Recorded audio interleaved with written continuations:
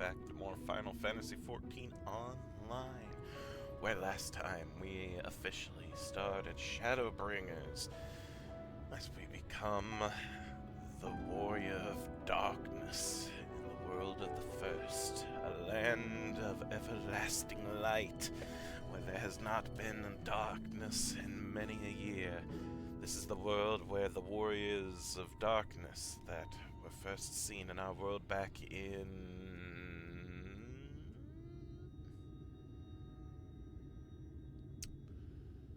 Oh, which was the expansion where they showed up? I think it was Heavensward is where they first showed up. And we sent them back with Minfilia to this world. I don't know what's happened to them all. Apparently they all unfortunately passed while protecting the land against the light. And their leader has become a ghost that is apparently going to follow us and is giving us the background lore as we visit new areas. Because of the new expansion and us becoming the Warrior of Darkness, I've decided to start a new class, the Reaper, which is a melee DPS, which is a little different from the other classes that I've played. My first one was the Marauder / Warrior that was a tank, and my second, well, technically my second would have been the Archer Bard, but I didn't get far with Bard. And then after that was the Red Mage. So I've not really done melee DPS that's not tank. I just don't want to get in the tank's way. So it'll take a little bit to learn my class, but I think I'm doing all right so far. And I chose Alize first, yes, because I'm a little bit more worried about her since she is the air quotes newest person to come to this land, and I'm hoping she's doing all right compared to the others, because time works differently here. Time is warped and space is bendable.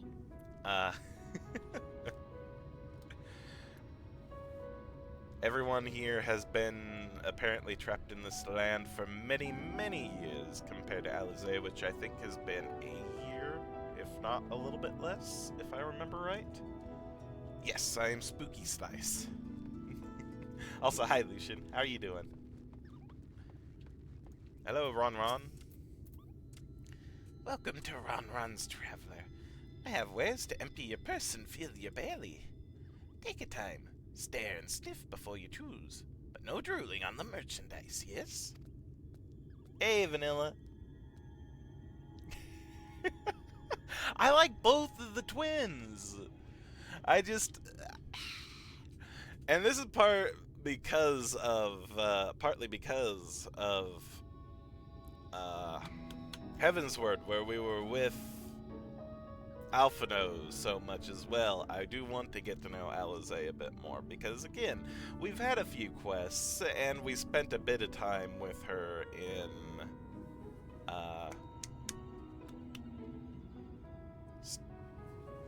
in the last expansion, but yeah.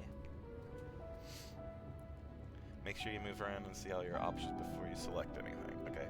Browse Ron's wares. You may move your camera as well as zoom in and out, target a foodstuff, and inspect it.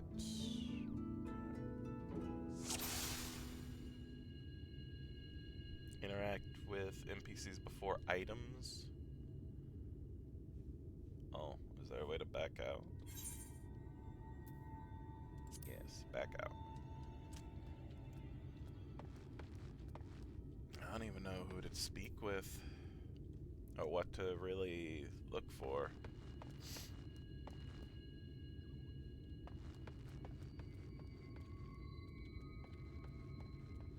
Guess there's getting Cassad. Cassad's been the one that's been showing me around this area. A full Vobertite honor seems a bit rich for buying a dented pan or a bowl of worms. Did the XIV lose to you at cards or something?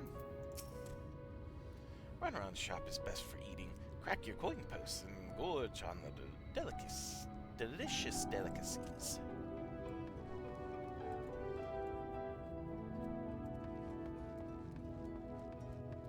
No, in the instance. Oh, so I still need to...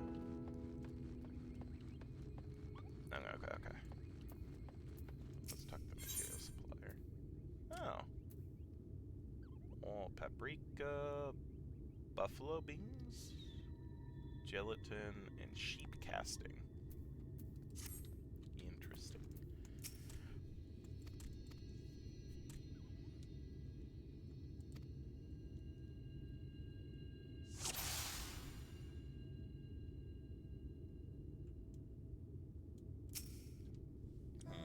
Silly customer, you cannot eat Ron, not even for a Volbert gold piece.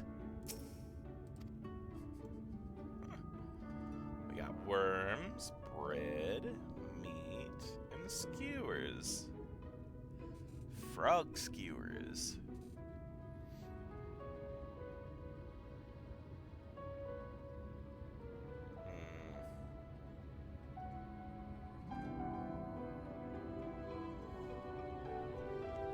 Definitely don't want the worms. Skewers, maybe. Frog can be tasty. Meat, I have no clue what kind of meat, but it looks like it'd probably be okay. And then there's bread, which is bread.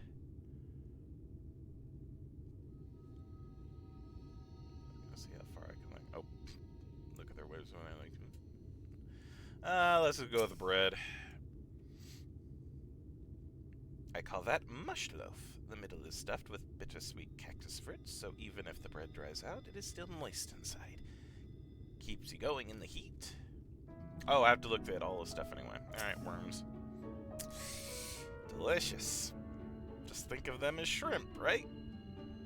Everyone's favorite. Plump white worm slathered in honey. Once you eat a glazed wriggler, you'll never want any other treat. Slimy yet satisfying. Extra slimy yet satisfying. Ugh. That's my ever-burning bounty, made with the best parts of the lizard, cured with special spicy spices. Some find the smell challenging, but it'll warm you up on chilly desert nights. And a frog. Oh, you like those chewy skewers. Find small frogs hiding under rocks. Spear with stick, then roast over fire. Crackly on the outside, gooey on the inside. Perfect for snacking.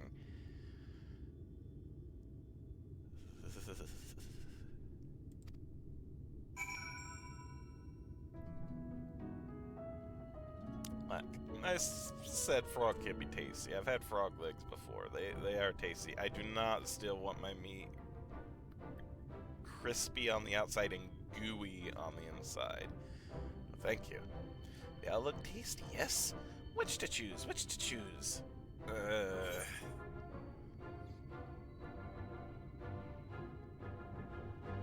Same. Give me the mush loaf.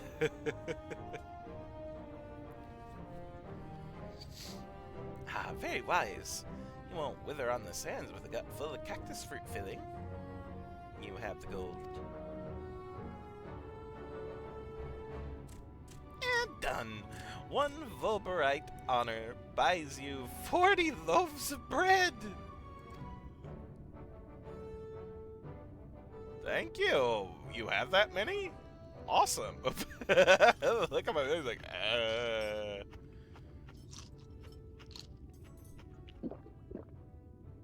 Please tell me I didn't eat all 40 loaves.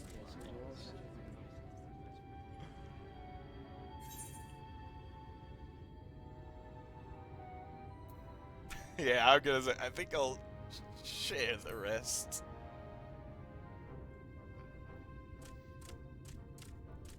Our visitor invites us to feast. Let us give thanks for his great generosity and small appetite. For everyone. consider your coin purse cracked. I am pleased to accept your custom, and Gengen will be pleased that you honored ours. Yeah. Keeping the merchandise down, yes. No returns. Thanks, Ron. No returns.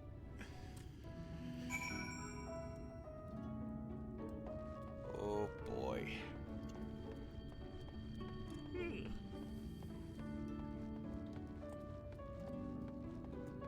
Thanks, Ken. I was watching you from here, Shent. You honored our custom and with great relish. You'll always be welcome in Mord Sok. If you need anything in Arong, we are here to provide. Is there anything else you need, Gazard? Hand gear coffer. Except I can look at my map in a minute. Have courage, my friend. Ronron's wares are more exotic than harmful, but I don't envy you the bellyache you'll have on the morrow. Right. Now that you've eaten, I expect you're eager to get back on the road. Would you mind if we delayed our departure a touch? I have a few deals left to close before I can conclude my business here in Mord Sok. Yeah, I'll be good. I need to keep it down anyway. I don't think the road travel will agree with me at the moment anyway. Oh, or that too. Oh, offering your services, are you?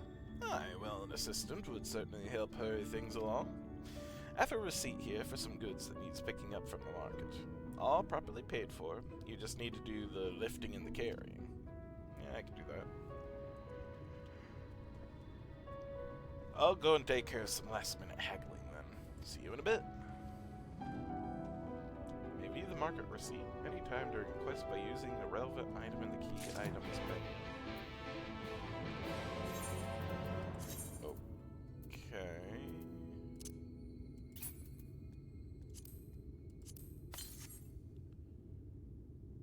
Table cactus thonton, iron ore thaltol.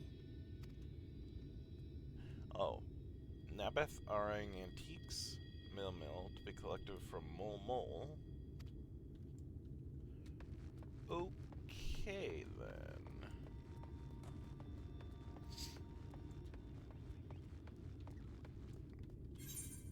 So let's look at the map. I don't remember if I talked with the porter here or not.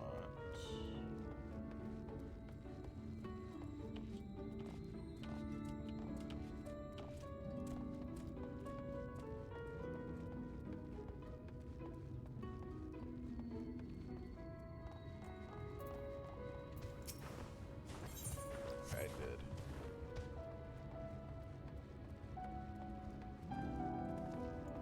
There we go. There's one.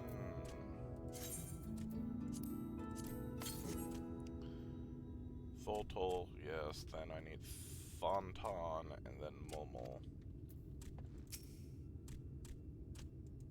I guess I should have talked with Thultol first before just taking. Guess I'd sent you, did he? Right, yes. What kind of ore was it again? Iron ore. Iron ore, of course. That would explain this box I have here. It's all yours.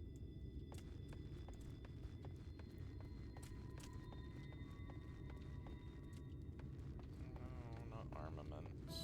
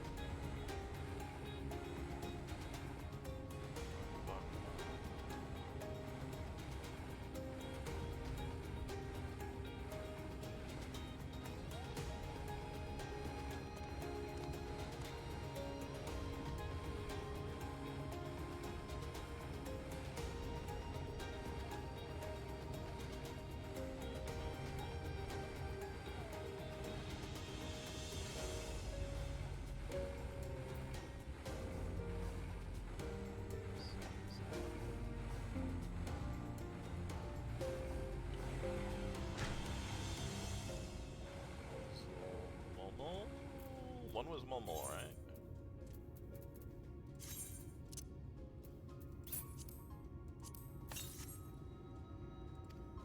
Yes, Momo. Oh, lovely, lovely pots. And real quick again. Naboth Orang Antiques. Naboth Orang.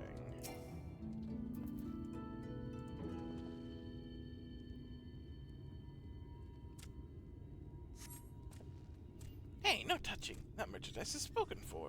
You can possibly change my mind with a better offer. What? Cassard sent you? Why didn't you say so? I wouldn't dream of selling his goods to a higher bidder. Oh, no, no, no. Namatharang relics, wasn't it? All packed in that box here. Handled with care. Alright. Now we need to find our last person, which was once again,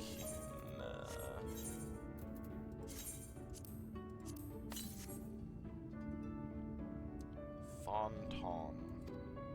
Table cactus. Thonton. Hey, okay. Lift with your legs and not with your back.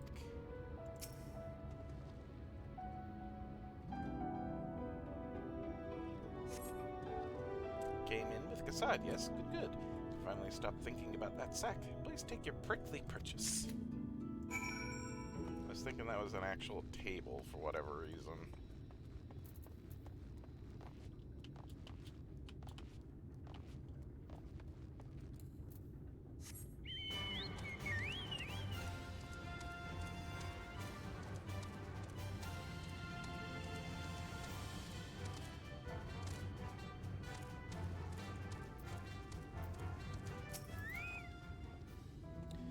Don't tell me you've been around the entire market already. I have. Collection of goods Cassard ordered from the merchants of Mordsock.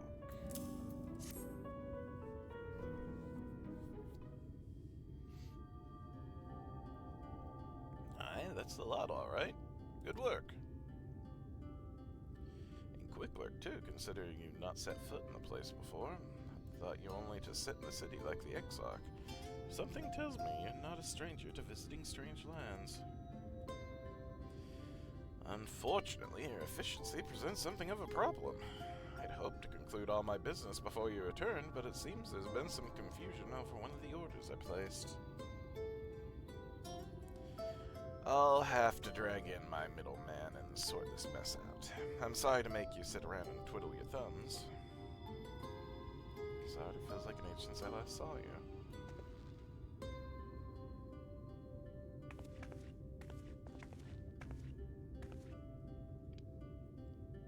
Well, if it isn't the lovely Tesleen. It has been a while, but your timing couldn't be better. This gentleman was on his way to meet with Alizé. I'm supposed to be taking him to your corner of the desert, but a misplaced order has commandeered my attention.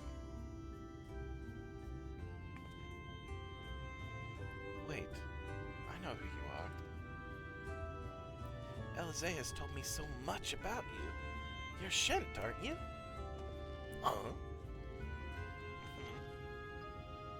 I knew it. How wonderful to meet you in the flesh after hearing all those stories. I'm Tesleen. I work as a carer at the inn, and I've gotten to know Alizé quite well since she took up guard duties there. Do you want me to take over as Shen's guide, Cassard? My shopping's all done and packed for the road, so it would be no trouble. That would be a great help. Thank you. Well, it looks like you'll be able to head straight out after all. My caravan and I will be in the area for a while yet.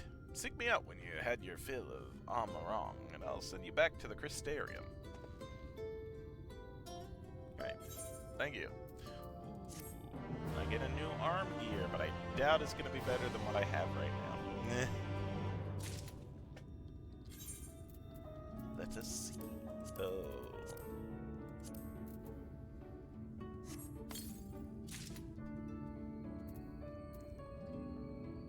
A pair of small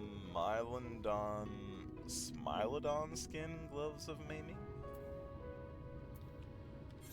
Well, let's see. Recommended gear? Yeah, no, we're good. Alright. Tisleen, hello. Tisleen is eager to set off. Alizé has been desperate to see you, Shin, so let's get you to her sooner rather than later. The inn isn't too hard to find, really. You can actually see the top of the rock spires from here. We just need to swing around the ridge, then head south. Come on. I'll get my supplies together and meet you outside. Thank you, Tisleen. So, take care with your desert crossing and good fortune with meeting your friend. I'll be around when you're ready to head back to the XIV. You like it? Oh. Oh, also, oops. West? So, a bit. Now, but, what's with the arrow down? Well, hi, Gengen. What's up? Quest thing. But I do need this. Gengen is fidgeting even more than usual, except I need that. Greetings, friend. You like helping people, yes? Maybe you can help me too. You see, my son, Gungun, makes me very proud, but very worried. He works very hard, too hard for his own good. He follows orders, yes? Follows them until someone tells him to stop. This is very dangerous, bad for his health. I need you to speak to him, persuade him to rest. You should be near the Red Sarai, probably leaving no stone unturned in his search for relics. Please tell him his father orders him to stop. So I have to slash order.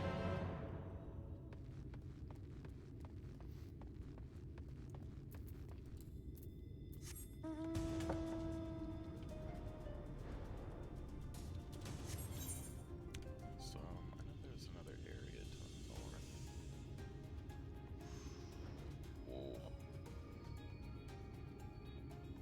Oh, wait, no. Okay, yeah.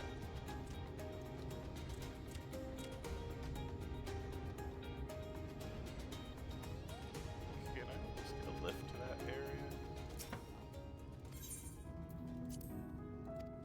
Oh, never mind. There was no porter there. Never mind.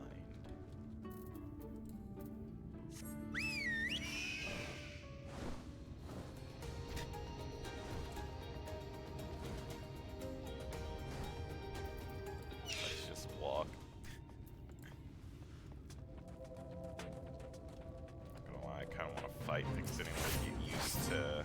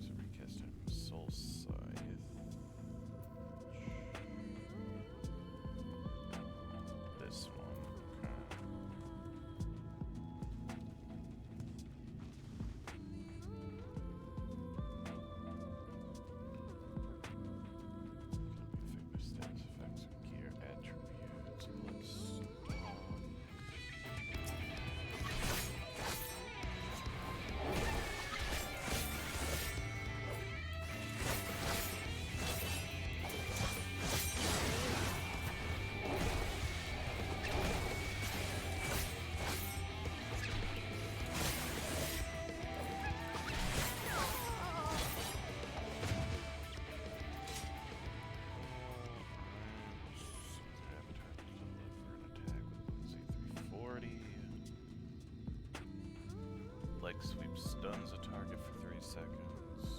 Bloodbath is a portion of physical damage dealt and HP duration 20 seconds.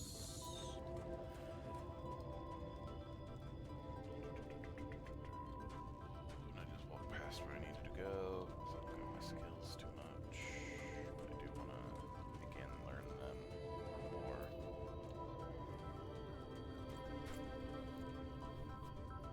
stun gun, where are you? Where are you?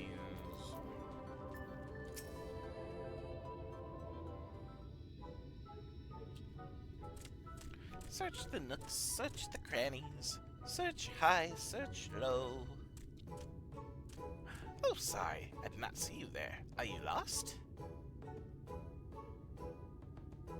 Father says I must rest. That will not do. No, no. I will stop, but not yet. I need something to show for my efforts.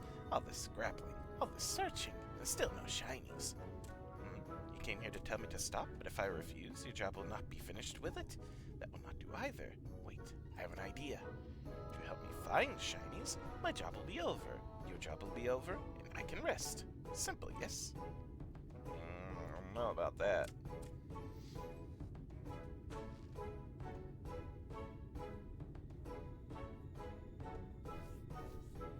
Look under that rubble and find whatever there is to be found. Maybe it will be valuable, maybe not. Either way, let us keep searching until we get at least one shiny. Alright.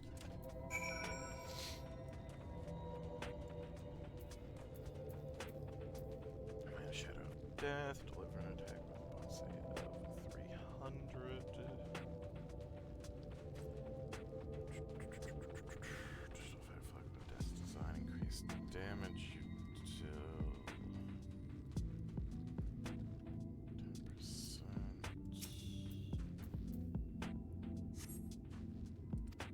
Failed to find any shinies.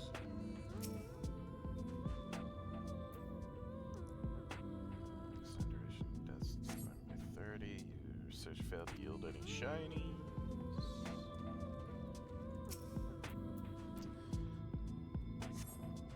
You find a signet ring.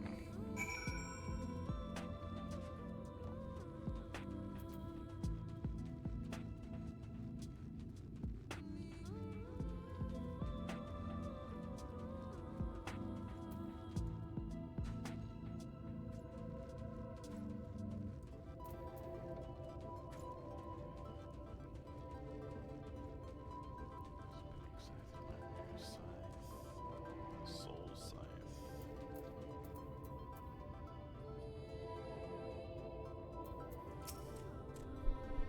What did you find? Not more rubble, I hope. Untold years spent buried beneath sand and rubble have done little to tarnish this exquisitely crafted piece of jewelry. Ancient signet ring. Oh, this looks very special. Such pretty patterns. I've never seen one like this before. But how much is it worth? I'm not expecting expert in finding shinies, not a historian. Perhaps we should ask someone. Once we sell it, we can divide the profits between us. We work as a team, so half for you, half for me. Fair is fair. I'm fine with this. I'm fine with the Aether for now. Maybe I'll come back if I need levels. Okay, back to this.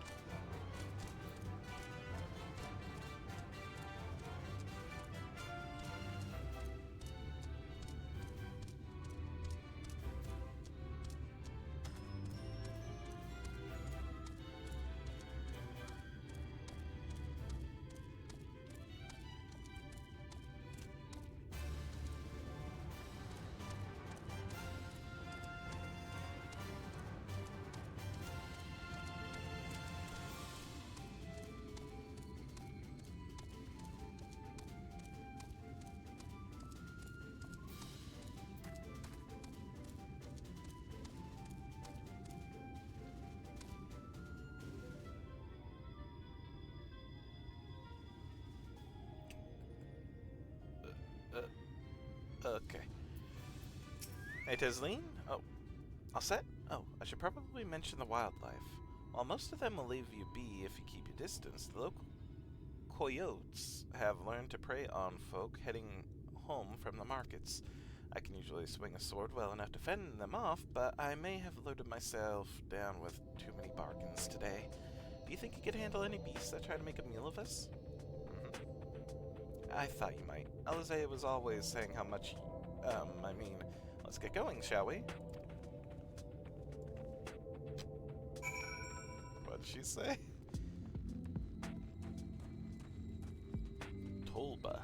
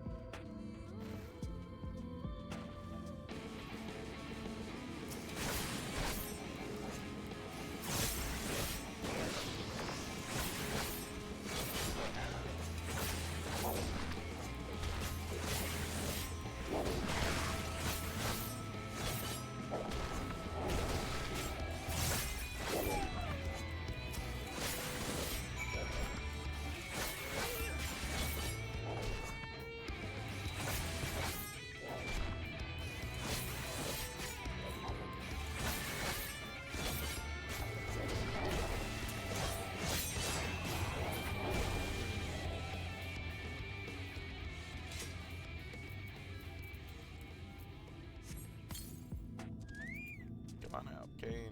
I'll need your help. Sorry, there wasn't much time to shout a warning. Were you bitten? Those things can be nasty. Hardly a match for you, it seems.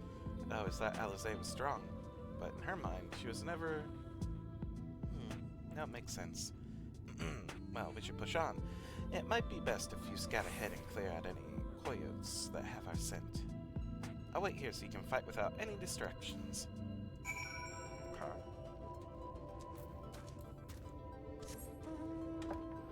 Probably be safe near this house.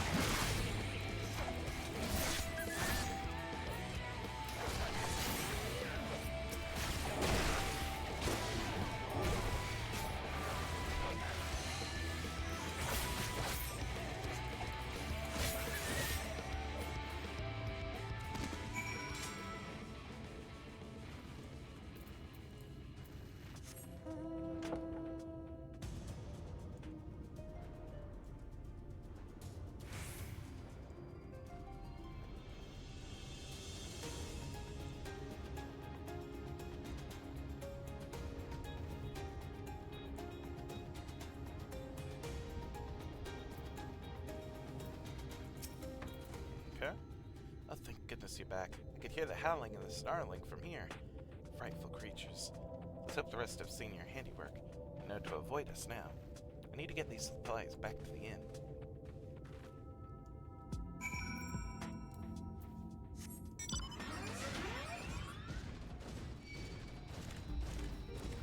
Leave me alone, desert mole.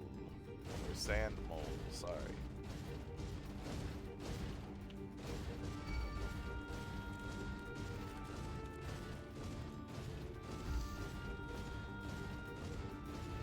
Just used to walking through things because I'm at a much higher level than the local wildlife. And Everything is angry at you here in the desert.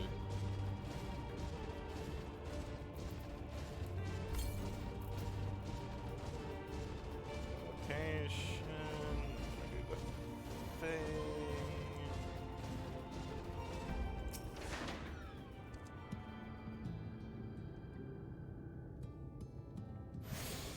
We're gonna also get the coins. Whoa. Oh. Dang it.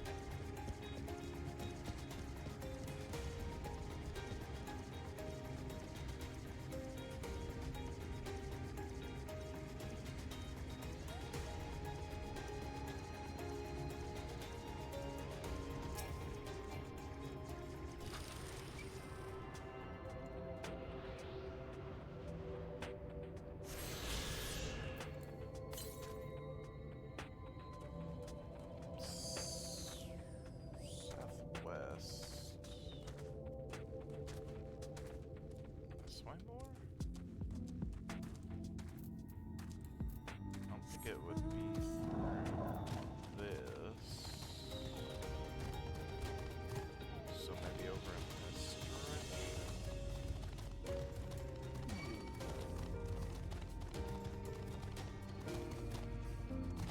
I don't think there's going to be an easy way to get over there.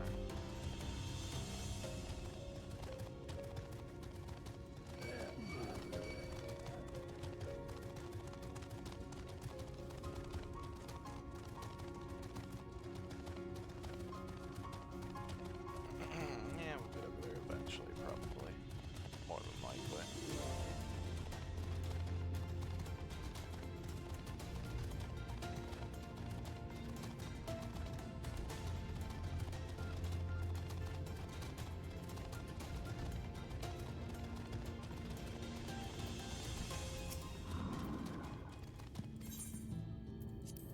Good. Alright.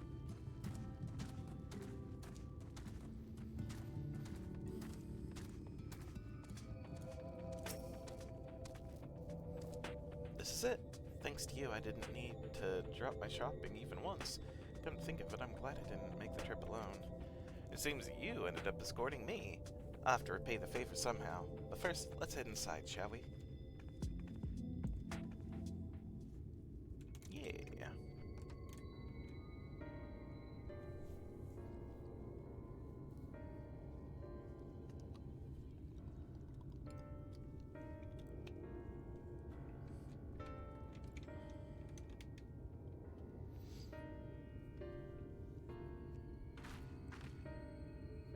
Welcome to the inn at Journey's Head. You might be our first visitor from the Crystarium since Alizé arrived. It's not much, but it's home for the afflicted and a handful of cares. The afflicted? What's happened? You don't know? I don't think I've met anyone besides Alizé who is so unfamiliar with our situation here. Most folk have grown up knowing someone who knew someone.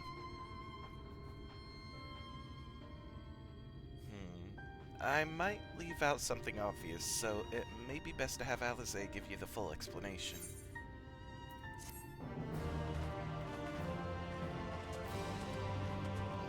Alright, where's she at?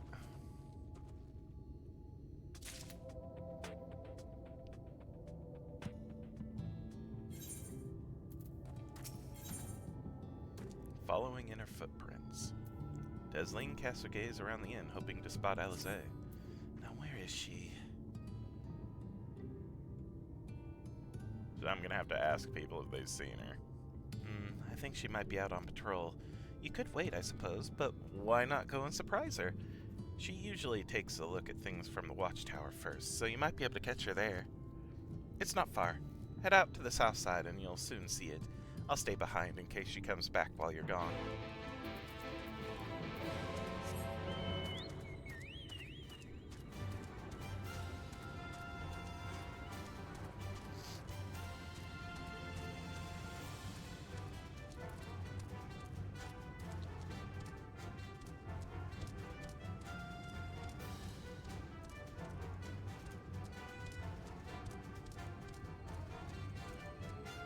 Ah, literal footprints, okay. We're going to track her. Alzay is nowhere to be seen, but you spot fresh footprints on the ground, and they look to be about the right size.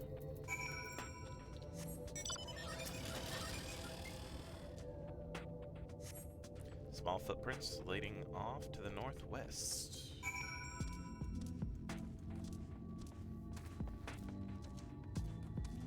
Gilman. Footprints continue to the northwest. Pardon me, Gilman. I don't want any trouble.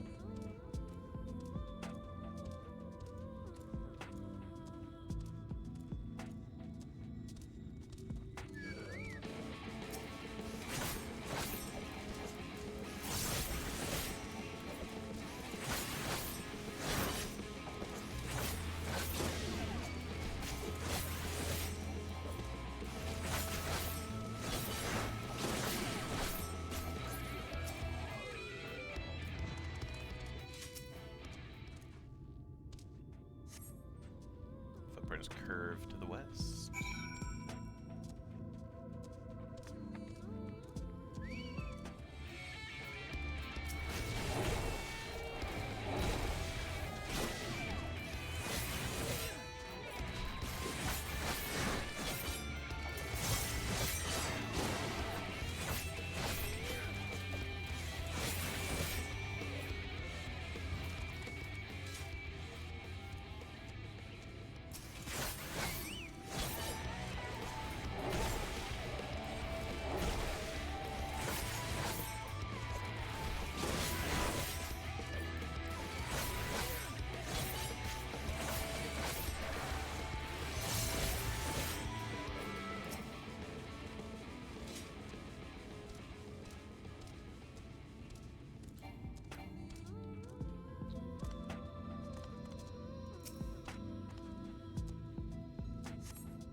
More tracks here, but they end in a mess of disturbed sand. Uh-oh.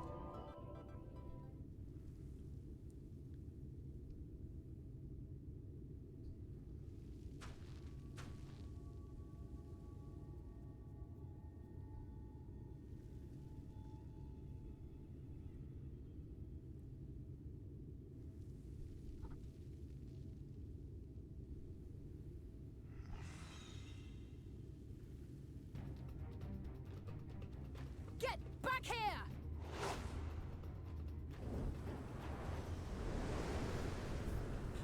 Is that...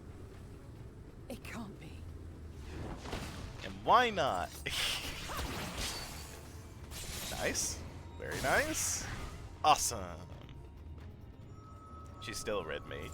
Very cool.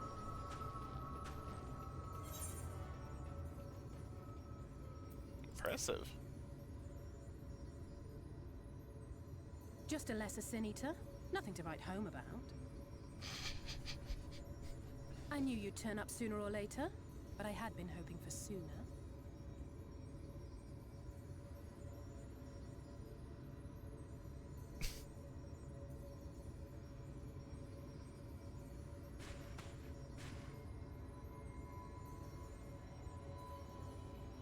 How are you?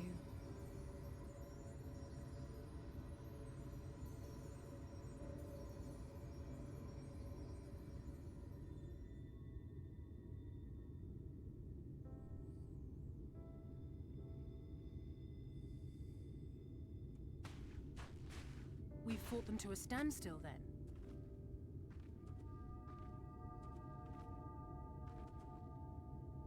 The XIV did say that the Empire seemed to have drawn back when he last looked in on the source. But without knowing for sure how fast time was passing there, I couldn't help worrying that a lot might have happened since then. I'm heartily relieved to hear that it hasn't, just as Alphino must have been. As you can imagine, both he and Urianger were desperate to hear the news from home when I arrived. I haven't actually seen Thancred and Y'shtola yet, but they will have heard all the latest developments from the Exarch by now, or should have at least.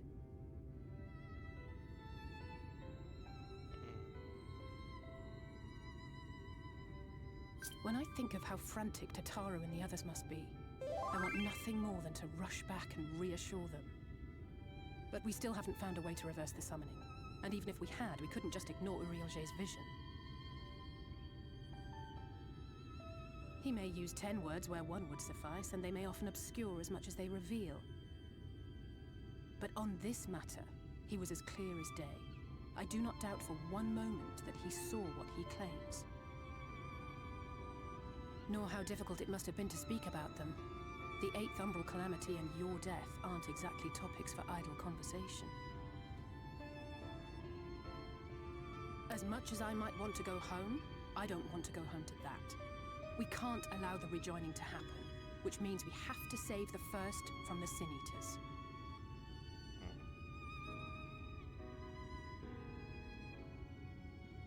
That great wall of white is a remnant of the flood. 100 years ago, the balance in the first tipped decisively in favor of light. From that moment, it rose and swelled with each passing day, and then, without warning, it burst forth like water from a broken dam. A colossal wave of pure light, drowning everything in its wake. Only Norvrant was spared. For the most part, living things are composed of ether of various different aspects. But when exposed to such a flood, their etheric harmony is shattered, and their natural form breaks down.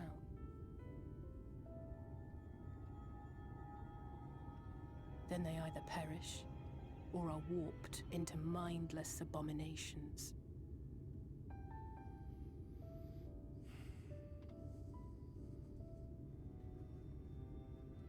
Yes, that's how the Sin Eaters came to be. They were once living creatures, or people, that were caught in the path of the flood. Once the change is wrought, there is no going back. In that instant, they are gripped by an insatiable appetite for ether, and will happily gorge themselves on any living thing within reach. But even that is not the worst of it. The stronger Sin Eaters can plant light in us, like seeds in soil, corrupting our ether and triggering the birth of new monstrosities. They are creatures of base instinct that exist only to feed and to multiply. They feel no pity, know no remorse, and are utterly deaf to reason, which is why they must be destroyed. Every last one of them. The infirmary is full of the Sin Eaters' victims, left here to spend their final hours waiting for the change to overtake them.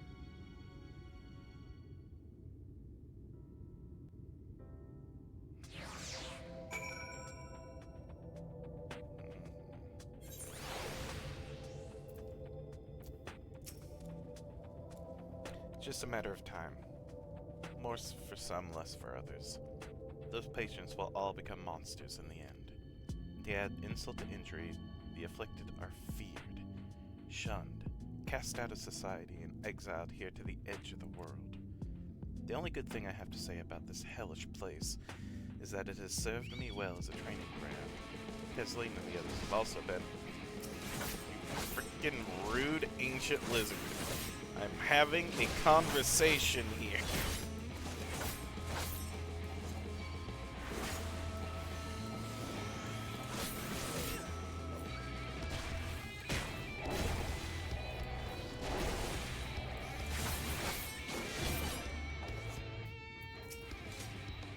As we were saying, it's just a matter of time. It's afflicted or fear. The only good thing I have to say is about this hellish place is that it has served me well as a training ground. Tesleen and the others have also been kind enough to share their knowledge of the Sin Eaters, which is knowledge I can now share with you, while you help me finish my patrol, of course. Of course. Headgear, as I would have you help finish her patrol. Here's what we'll do. I'll take the east side of the inn, and you clear the west.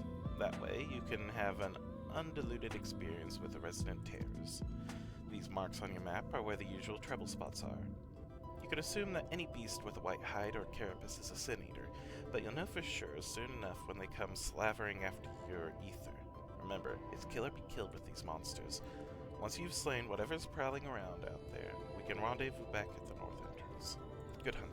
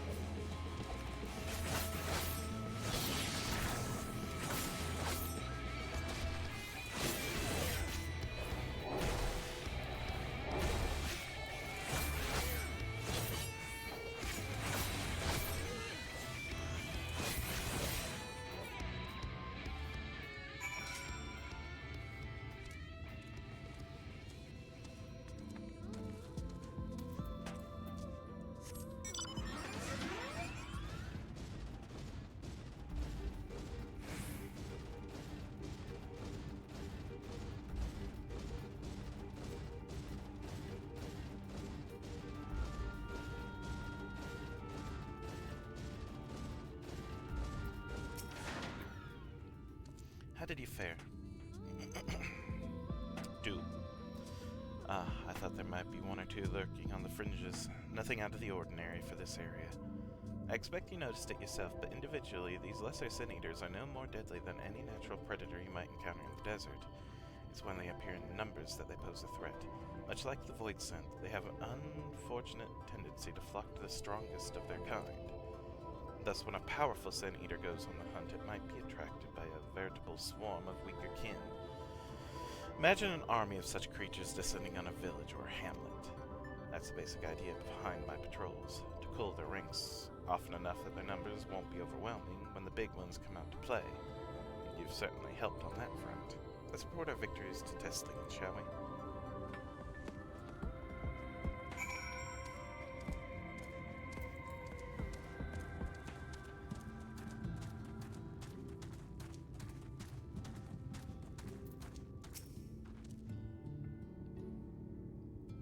She hasn't been telling you stories, has she? Oh gods. Azai tells me you've helped out on her patrol. You have our thanks, and my apologies for leading you from one battle to another ever since the moment we met. In any case, I'm glad to see the two of you found each other. You have no idea how badly Alizé has missed your company. Everything is always, if Shant were here, he would. That's an exaggeration, and I don't sound like that either. I was simply trying to view matters from another perspective, and I respect Shant's methods. Honestly, after seeing him in action, I can understand why. The way he leaps into the fray without hesitation, it really is something to behold. I might be a little smitten myself.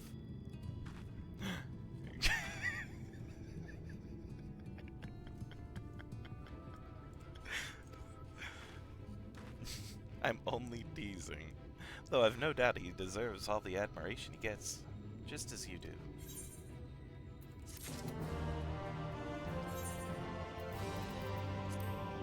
Goodness. Doubt it's gonna be any better. Stone Gold Circlet of Maiming. Yeah, it's not any better. Okay.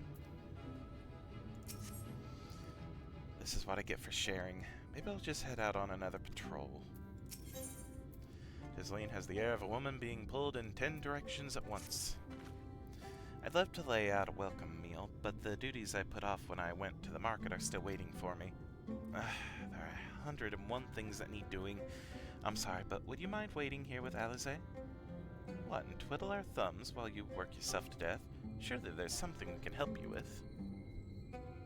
Leave it to us. I could do with a hand, it's true. Thank you. You can start by helping me sort out the larder, Alizé. While we do that, could you tend to a few patients, perhaps? There are 3 in particular I meant to visit. It's just a matter of saying a few words to them, and seeing that their skin isn't caked in sand. The names are Ponel, Toden, and Halric. They may not give much in the way of response, but I promise they'll be pleased to meet someone new. Okay. Ponel.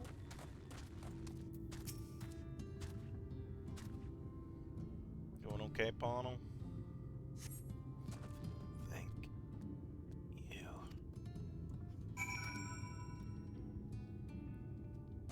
Toden?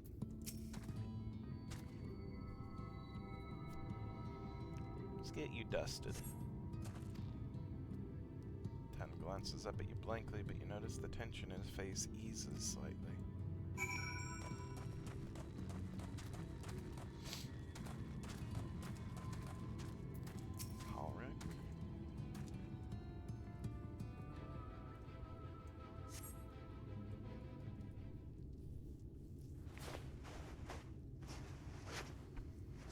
Brush you down. Hollow remains utterly still as he wiped the sand from his cheek. The texture of his skin has hardened into something akin to plaster.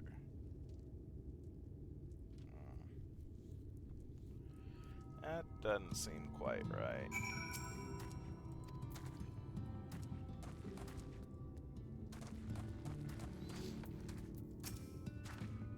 Your work is done then?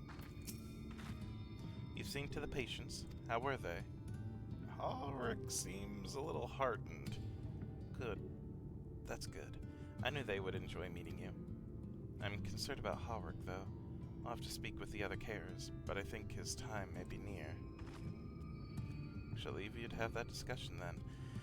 I was going to take Shent to Mordsock if you have any errands that need doing. I suppose there is one thing. Would you pick up a nectarine from the markets, please? Sar's caravan just passed through, so Ronron should have some fresh fruit. Come then, Shent. There's something I want you to see. Right after we stop at Ronron's stall, of course.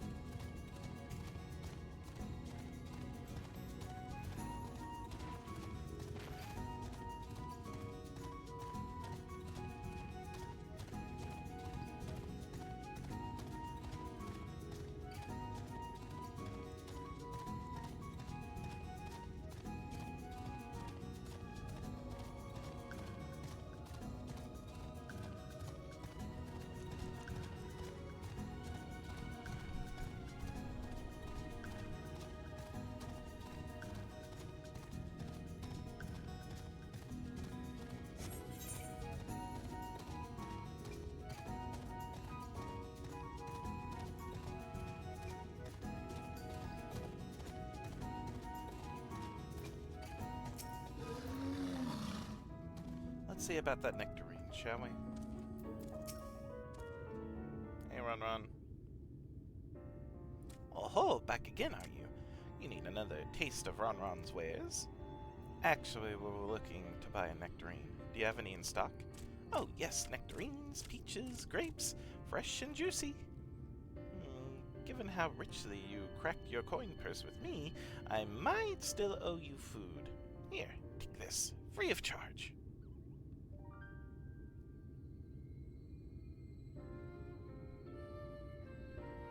Gods, I've never seen a Mord merchant give away something for nothing before. How much coin did you spend here? Oh yes, I'll take a jar of honeyed worms as well. Oh, no, they're not for me. It's an offering of sorts. Whew. The worms, if you please. Only the best wrigglers for you. Come again, my friends.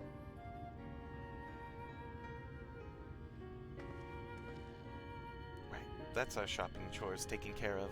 Let's head up past the Aetheryte to the main tower. The view I want to show you can only be seen from its very top.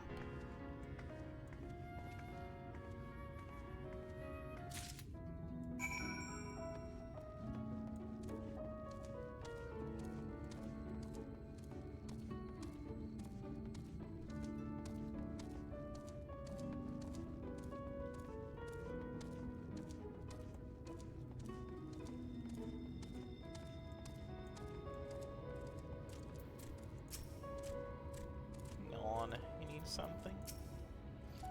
Yeah, your precious worms. That buys us a trip to the top of the tower, does it not? Crazed wrigglers! You actually brought them! I really shouldn't let you, but just this once, alright? Only once! Never fails, shall we?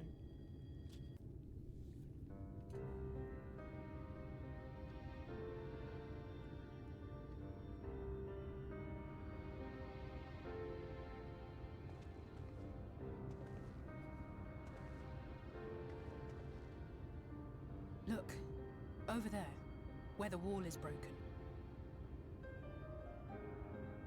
Do you see what lies beyond? That's what the land became after the light flooded in. An empty white nothingness. Life cannot exist in such conditions. The primordial light would wreak havoc on the body's etheric balance.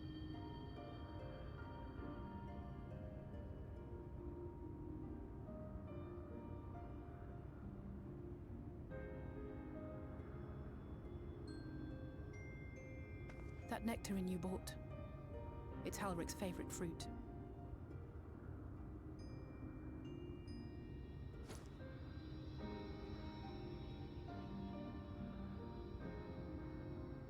Most of the patients, Halric included, survived the attacks of powerful eaters.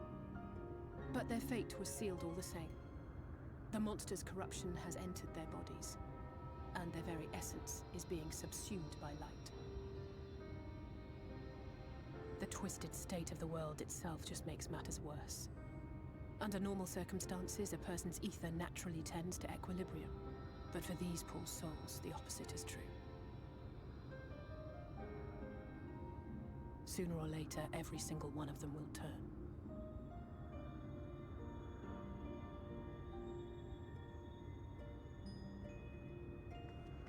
Tesleen and the patients, they all know this.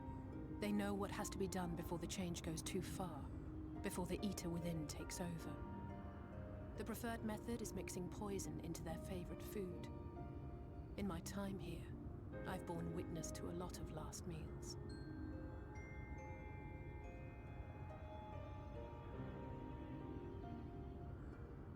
I feel just as helpless as before. No matter how hard I fight, it's never enough.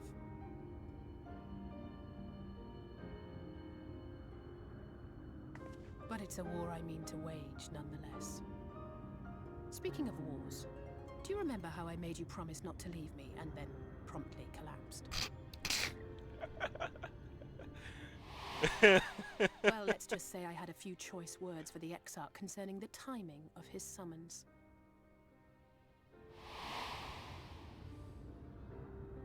But even if the fault lay with someone else, I couldn't shake the feeling that I'd abandon you on the battlefield. So I swore that I'd make up for my absence there by making a difference here. And that's what keeps me moving forward, even when things seem hopeless.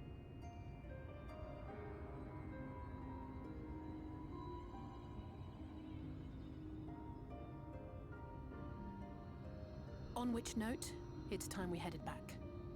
The longer we keep Tesleen waiting, the harder this will be for her.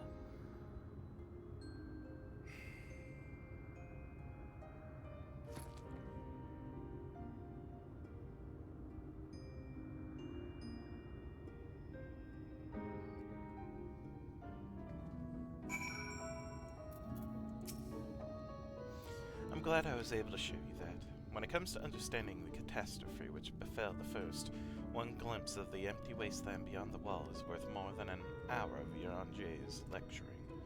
And I needed you to know that, beyond a doubt, that Tesleen has no other choice. The nectarine will be a kindness. It isn't just the threat posed to others. When a person becomes an eater, the pain appears to be excruciating. The Cares are truly fond of their wards and would spare them that suffering. It's their way of fighting back against a fate worse than death.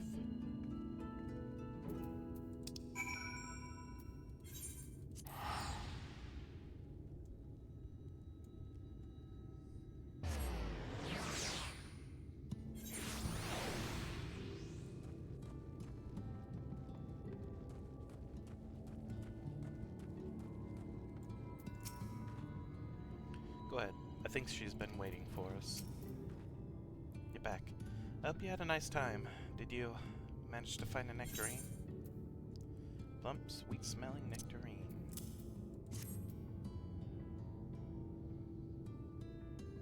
Thank you. As I explained why I wanted this, has she? I can see it in your eyes. But we may not need it just yet. I spoke with the others, and we've decided to keep an eye on Halric for now. Thanks to you, though, if his time does come suddenly, we'll be ready to send him on his way with a taste of happier days.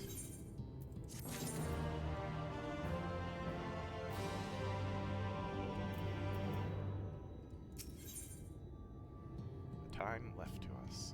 Tesleen makes an effort to smile brightly. Well, nothing is going to happen for a little while yet, so let's see if we can't lighten the mood. We don't want our gloomy faces worrying the patients. I think it's time to for that welcome meal, don't you? Take a seat and I'll make us a nice stew. Quest accepted. Eat the stew.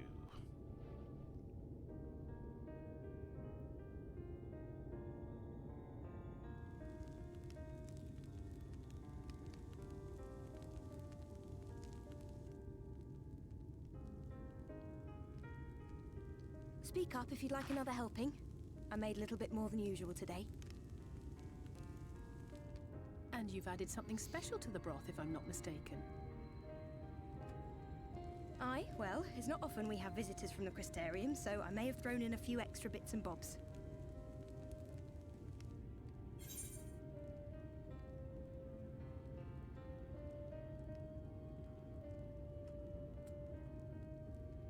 I'll have another bowl then.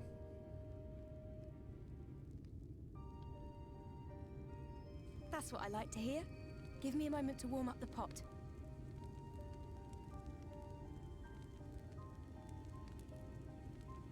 In a place like this, you learn to take what moments of happiness you can get.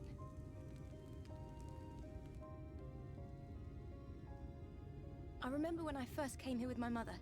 She was showing the early signs.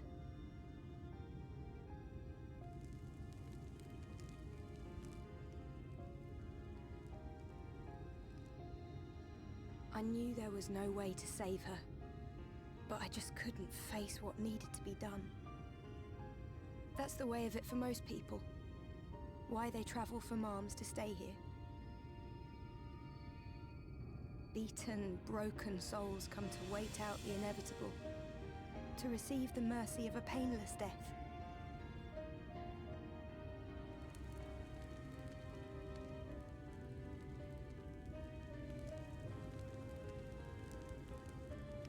When my mother finally left this world, I was mad with grief, but also thankful that her passing was a peaceful one.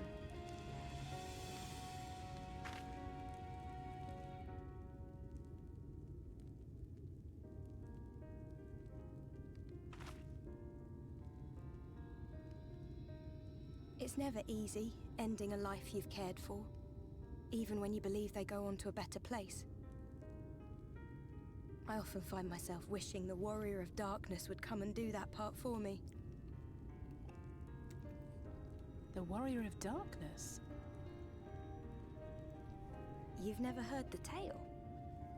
I'm not sure where it began, but every child in Norvrent could tell you a version of it.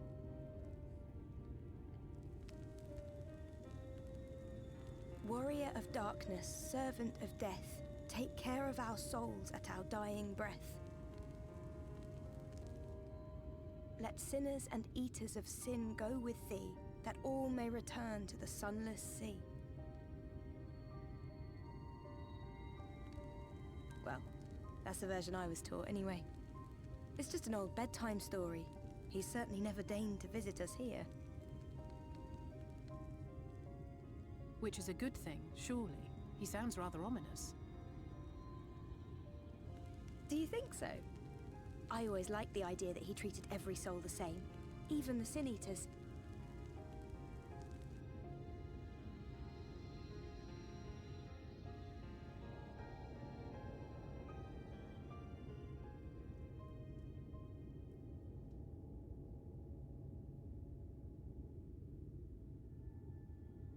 Oh, I don't like this. They're coming. Desleen!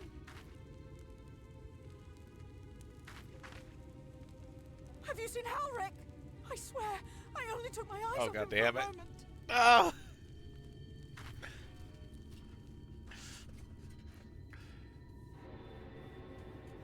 Y'all had one job! I'm kidding. Alright.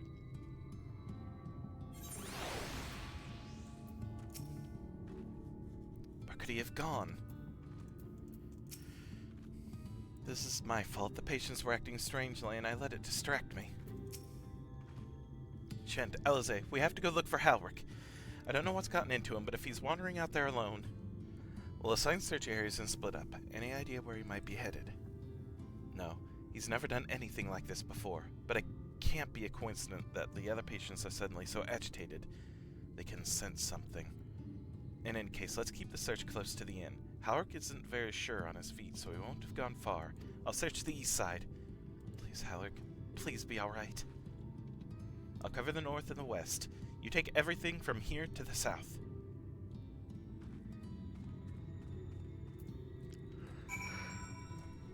Halric.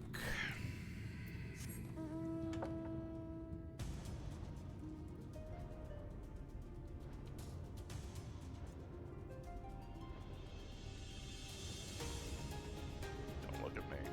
Don't look at me. You looked at me.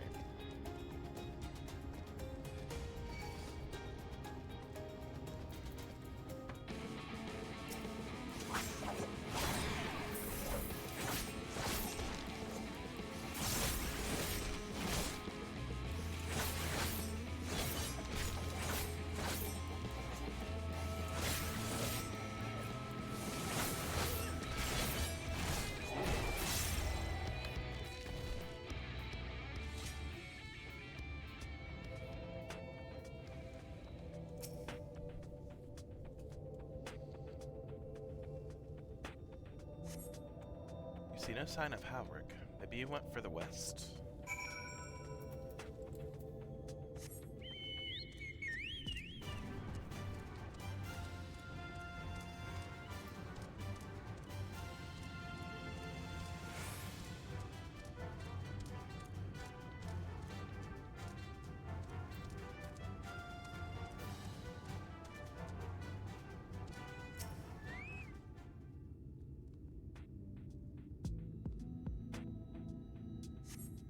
Scan your surroundings in search of Halric and suddenly find yourself under attack!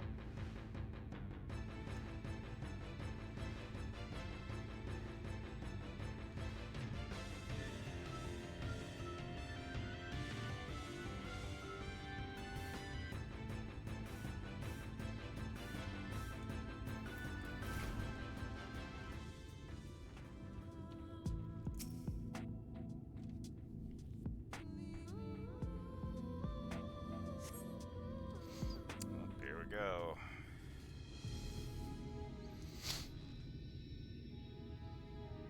Any sign of him? No.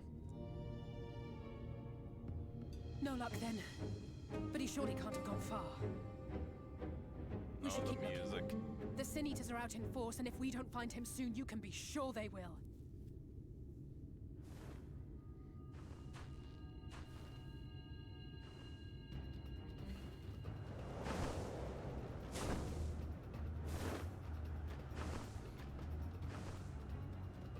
Did you see the size of that thing? It must be one of the nasty ones. Wherever it's going, it can only mean trouble. After it!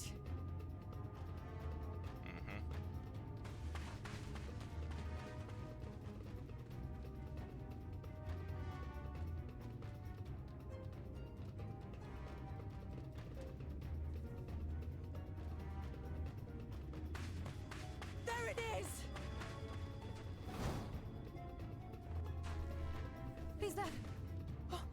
Oh no!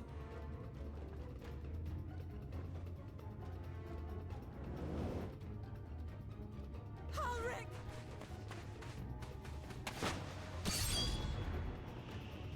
Oh, damn! We have to run! Oh. Tessie! No!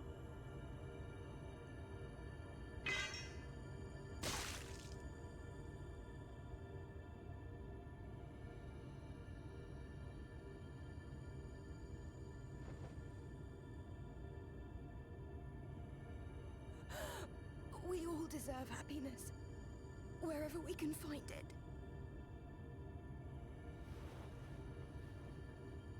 The time left to you is precious. No one should die in pain. Mother, I...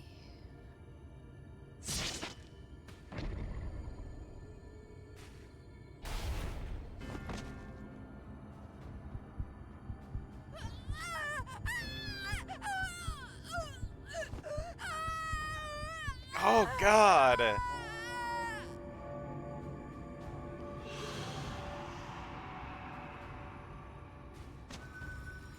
Oh, God!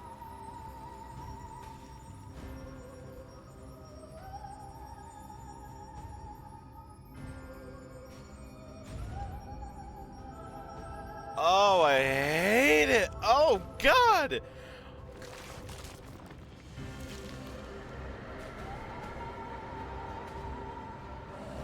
Oh, God! Oh, and they're in a weird feather cocoon! Oh, I hate it!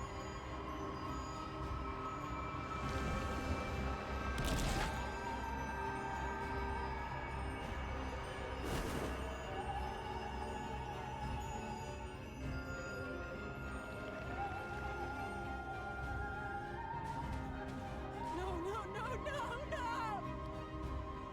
Oh, God.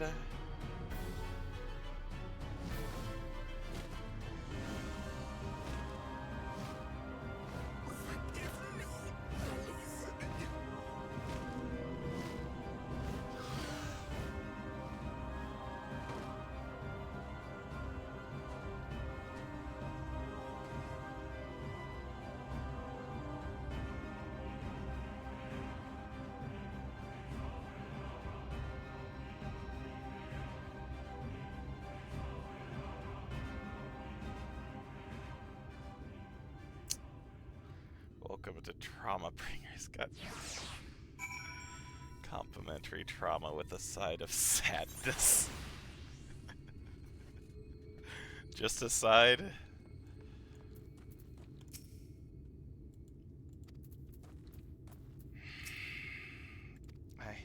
I'm sorry, Shint. I tried to tell the carers what happened, but I can't be the shoulder they lean on. Not like this.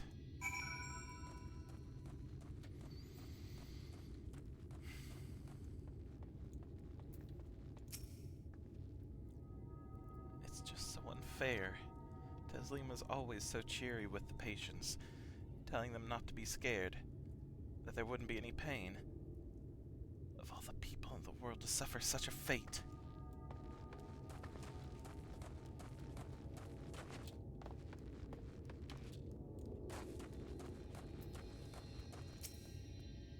I imagine you're just as shocked as the rest of us, so I appreciate what you're doing here.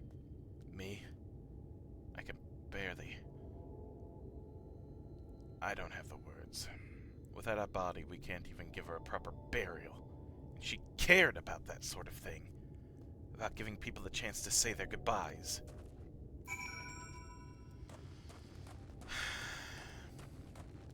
Your order of trauma burger with a large serving of sad fries will be out shortly. It's not here yet? I thought that's what it was. I have more to look forward to? Great.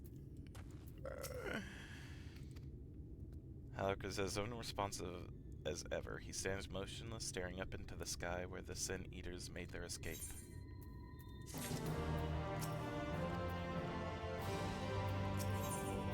Alzay is lost in grief.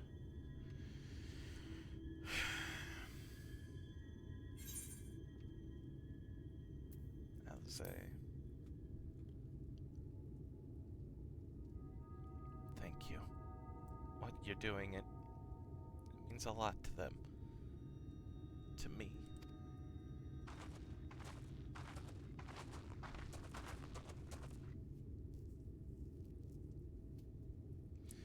Sorry to interrupt. We realized we hadn't thanked you for rescuing Halric.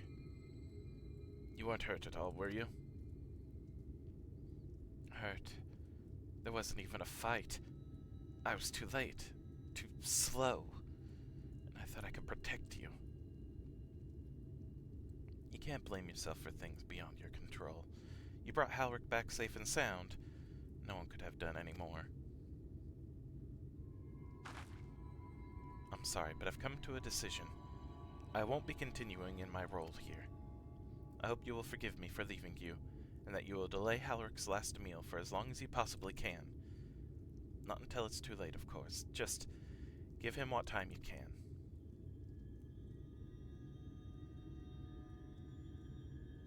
We actually have a new item on the menu for the 6-course menu of grief. No. We always do. Of course, she would have done the same. Farewell, Halric. Keep Tesling's words close to your heart.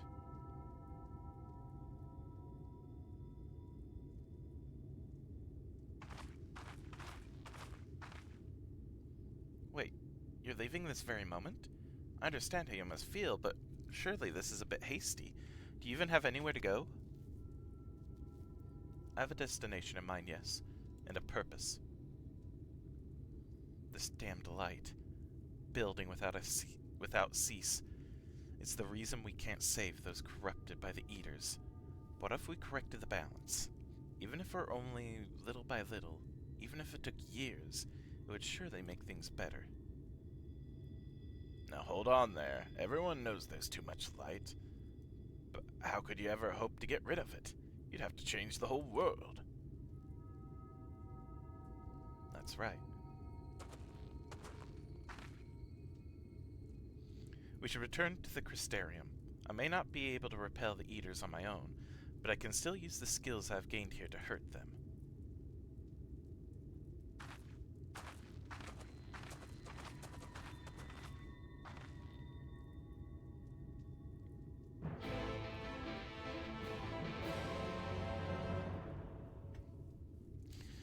So back to the Crystarium. All the way back there. Okay. Go back to Mortsock.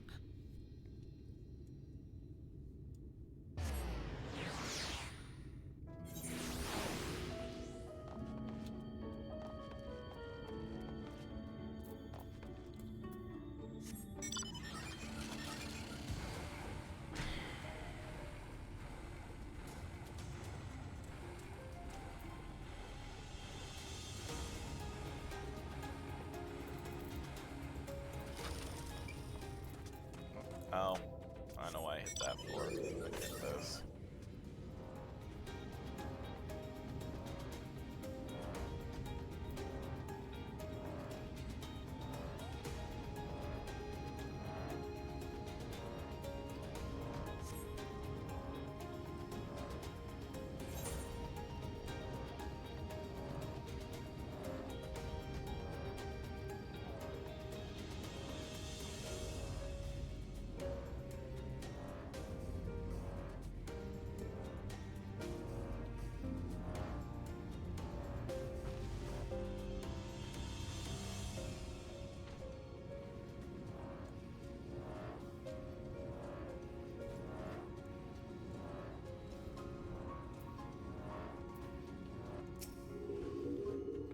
Shent, good to see you again. You look like you've a story or two to tell, but I sense you'd sooner get back to the Crystarium. Forgive me, Shent. I couldn't stay there a moment longer. But I was serious about what I said. While the men and women at the inn battle against this blight with kindness, I must fight it in my own way, with steel. Miss Alizé, is there anything I can get you? Your swiftest Amaro. I need to return to the Crystarium immediately. As you wish. We going back with her?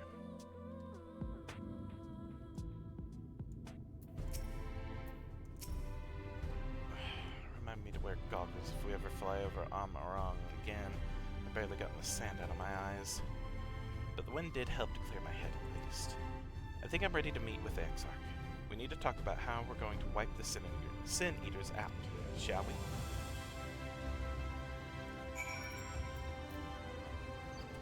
Well, I feel like in order to do that, we need to gather our friends.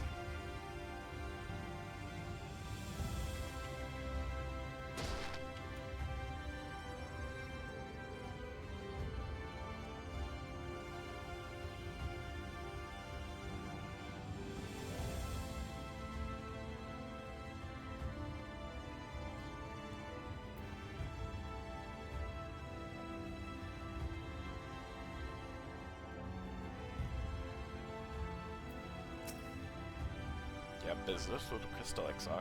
Just say the word and I would be happy to escort you into the ocular. Yes, please.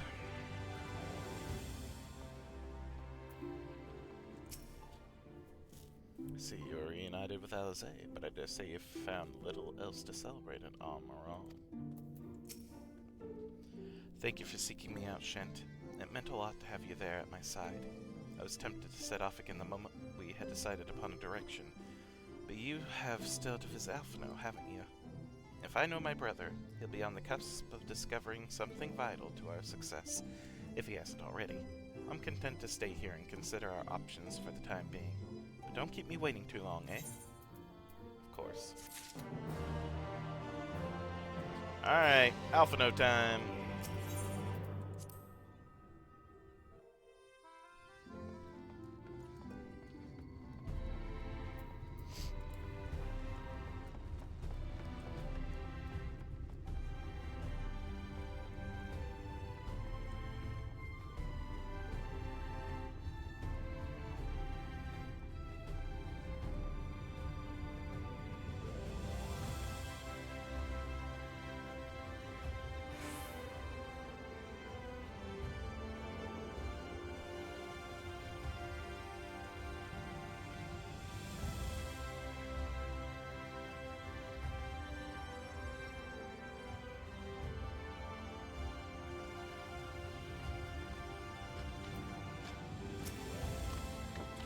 Face is unknown to me. What business have you here at my rookery? Letter of introduction addressed to Zem Zen Mai and signed by the Crystal XIV.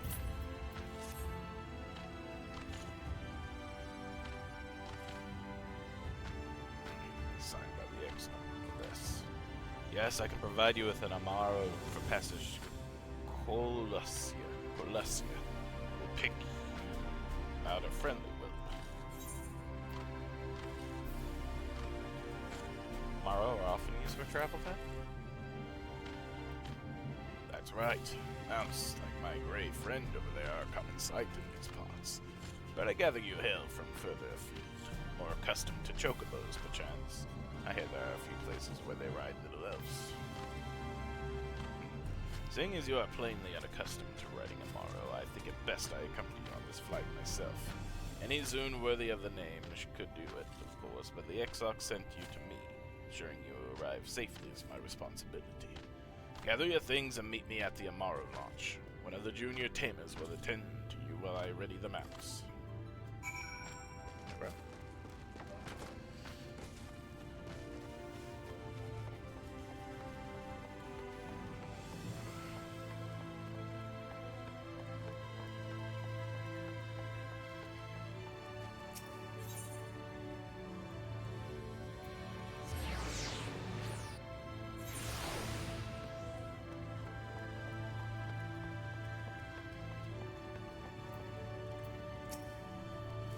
Want to fly an Amaro to Colusia? I suppose the Master Zhen Mai is going with you. You want... Wait here, please. The Master should be along with the mount shortly. You cannot travel to Colusia. Speak with the aspiring Amaro tamer to fly to the island.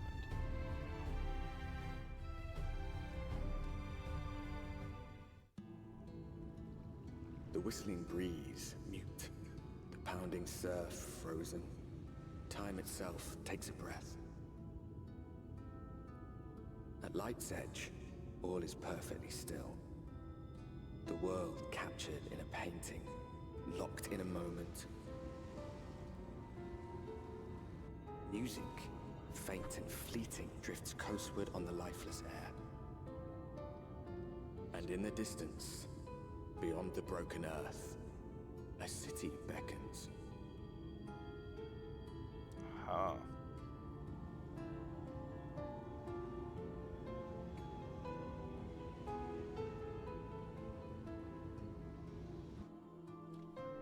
Weirdly ominous. Or maybe not so weirdly, I don't know.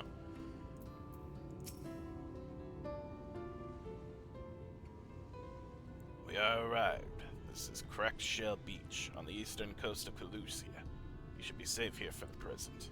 Compared to the mainland, Sin Eater's attacks are far less prevalent, and the native beasts are not any more dangerous than elsewhere. It is the people you should be wary of.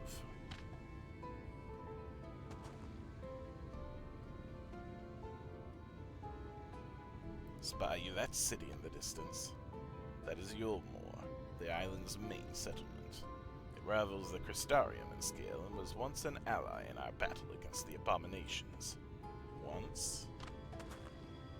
For years, the Yulmoran elite have fancied themselves the masters of what remains of our broken world. They have gone as far as to offer the leaders of other settlements their protection, if we bend the knee. But to say their ideals are questionable would be putting it mildly. The Crystarium is one among many who resists their heavy-handed authority, and while we are not at war, our relationship with the Ulmor is strained at best. It may be wise to conceal your ties with the XIV during your stay here, especially in the vicinity of the city. Alright. I am glad we understand each other. Now, the Exarch has instructed me to divulge a secret that should make finding your friend a good deal easier. Listen closely. Okay. I'm listening. Oh, talk to you again. Alright.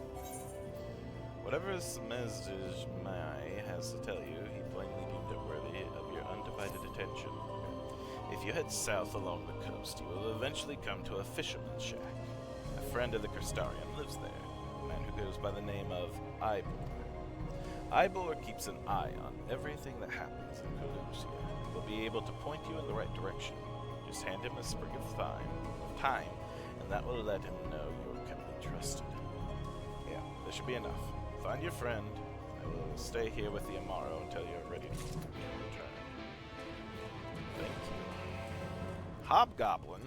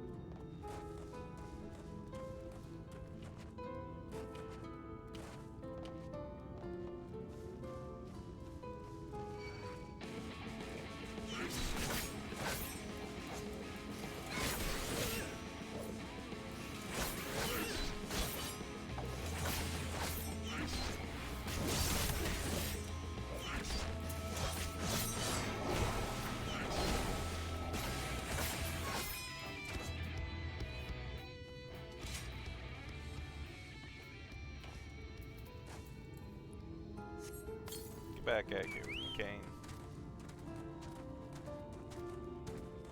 Now more than ever, when I kinda have to fight, and it's hard to avoid some fights, it's good to have some backup.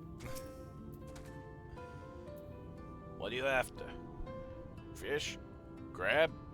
Think I got an eel in a barrel somewhere if you have a taste for them. Lake thyme. Fragrant herb commonly found growing along the floodplains of the source. Oh, I do love a bit of thyme. Chuck some in the pan, and it's like a bloody festival of flavor. Now, what is it I can do for you? I can't say as there's been any major upsets to report these past few weeks. Looking for Alphino. Alphino, eh? Aye, I know the one. A young champion of the downtrodden. Yulmore's richer than all of Norvin put together, but it's a different story for them as live outside the city. They'll spend every waking moment just trying to stay alive, which makes your friend's dedication to helping others stand out all the more. I can hazard a guess as to where he is now. Get a message to him. But you'll need somewhere quiet to meet, away from prying eyes. Make for Stilltide. That's the fishing village just up the path there. You're looking for a rundown excuse for a tavern locals call the Leaky Keel. Wait there and I'll see that Alphinaud joins you. There you go.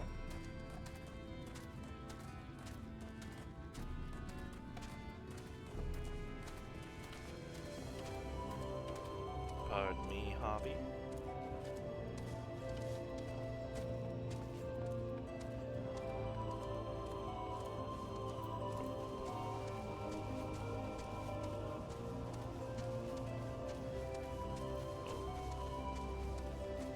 Got a bit shady here, maybe. Or not. Maybe it's just the area there. Of course, we hit up the crystal.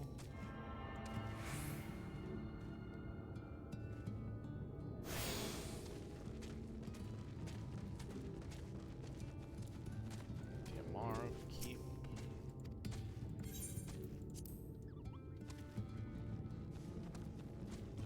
Step into the tavern.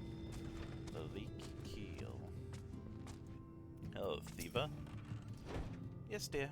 Buy a drink, or out you go. The seats are for paying customers.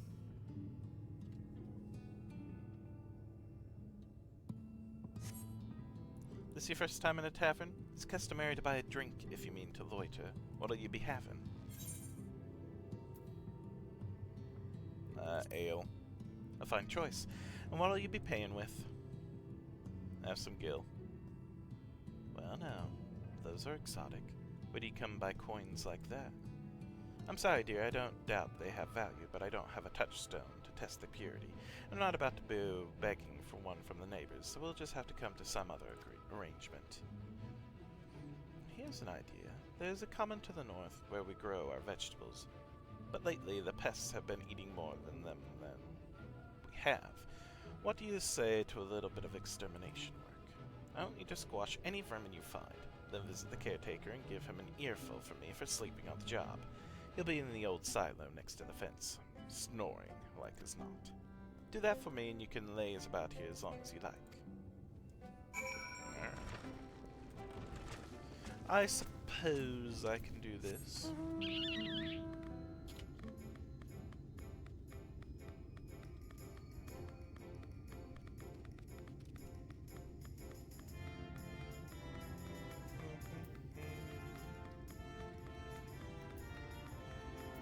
I'm about to level up as well.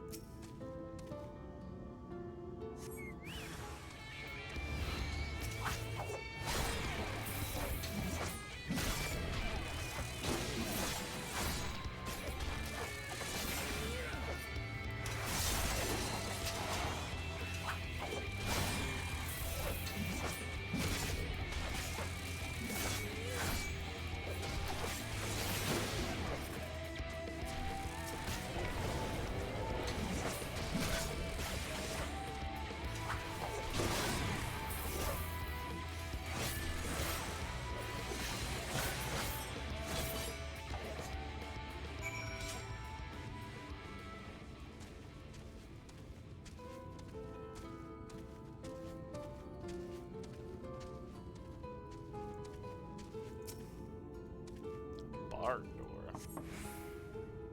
No response. Maybe you need to knock louder. No response. Perhaps the occupant is hard of hearing.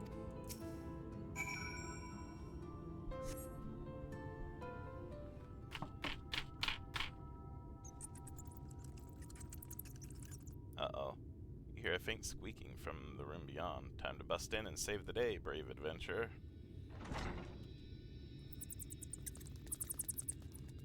No one is home, and judging by the lack of furniture, they haven't been for some time. The odd scraps of vegetables on the floor suggest rats have taken up residence in their absence.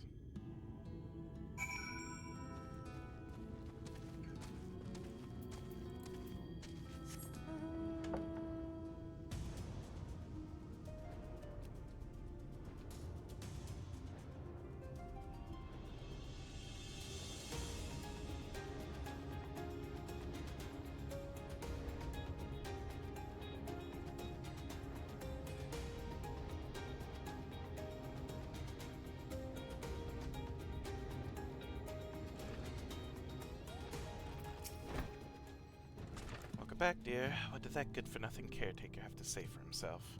Doesn't look like anyone's been there for a long time. Gone? Must have left to join the rest of the hopefuls. Hopefuls. Inkgate Town.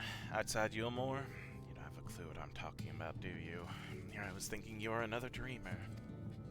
Well, never mind all that. Take a seat wherever you like, dear. You've more than earned it. I'll even throw in another drink on the house. Thank you. Very kind of you.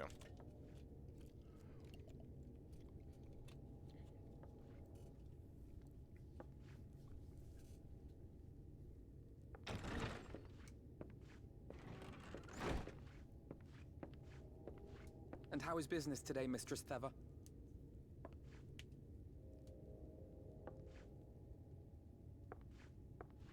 Oh, frenetic. Look, I have a new customer. It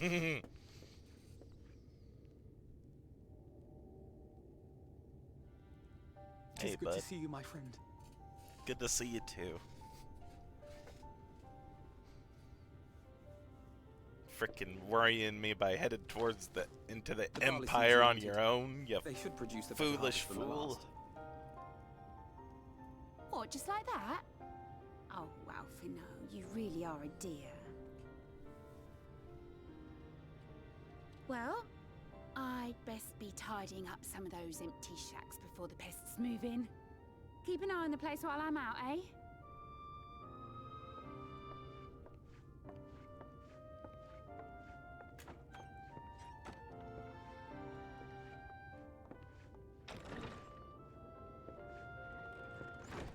It seems an age since last we spoke. Not since the prisoner exchange in Doma. And Yotsu. It has been even longer for me, of course, if you count the days I've spent here. The time has only added to the relief I feel seeing you safe and well.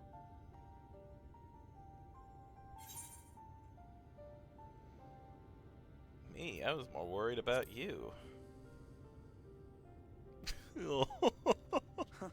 Alize said much the same thing. I don't think I've ever had such a scolding. But I believe an exchange of news is in order.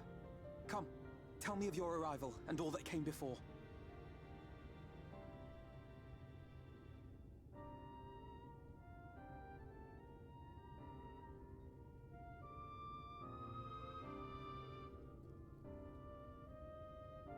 I see. Both the Exarch and Alize told me what they knew of events, but I had stubbornly clung on to the hope that all-out war might yet be avoidable. And poor Tataru. She must be sick with worry. We must endeavor to return as soon as we may. It would be nice to bring her good tidings for a change.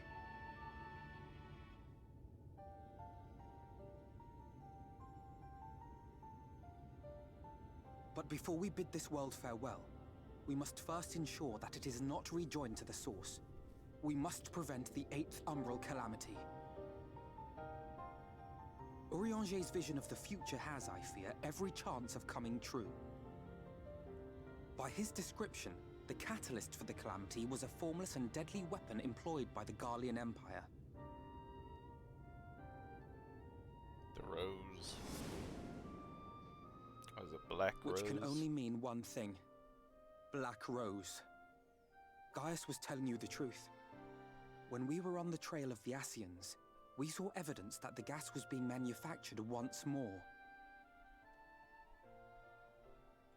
Gaius was adamant that the project had been scrapped. But so long as there are wars to be waged, there will always be those determined to win by any means. And thus simply destroying the existing stores of Black Rose would do little to alter fate's course.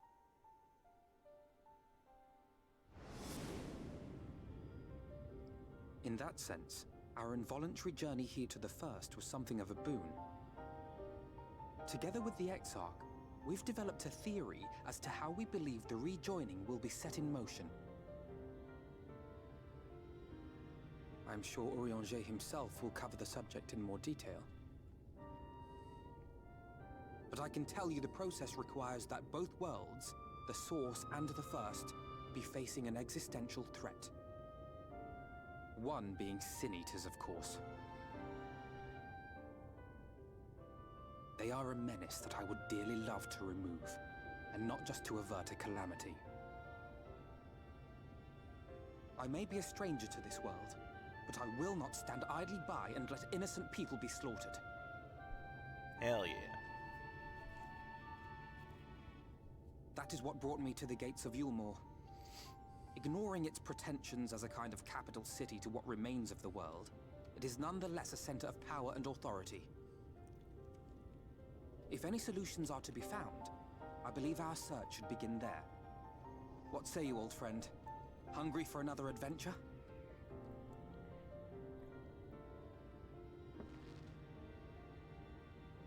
Let's go.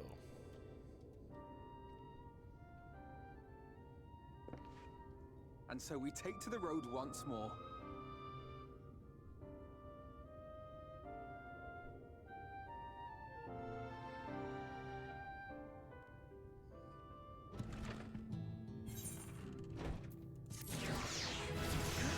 Bum, bum, bum, ba-da. Level 71.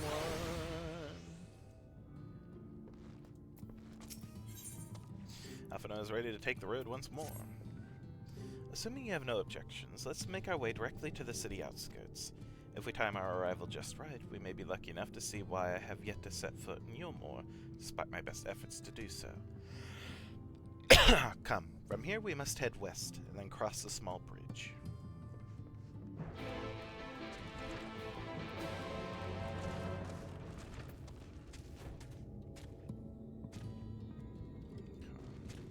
Oh, actually a new area, so boop.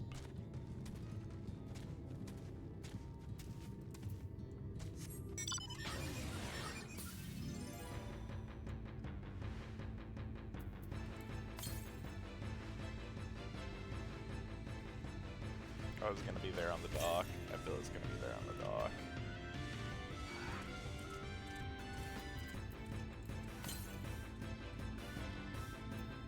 Yep, it's on the dock. Remember.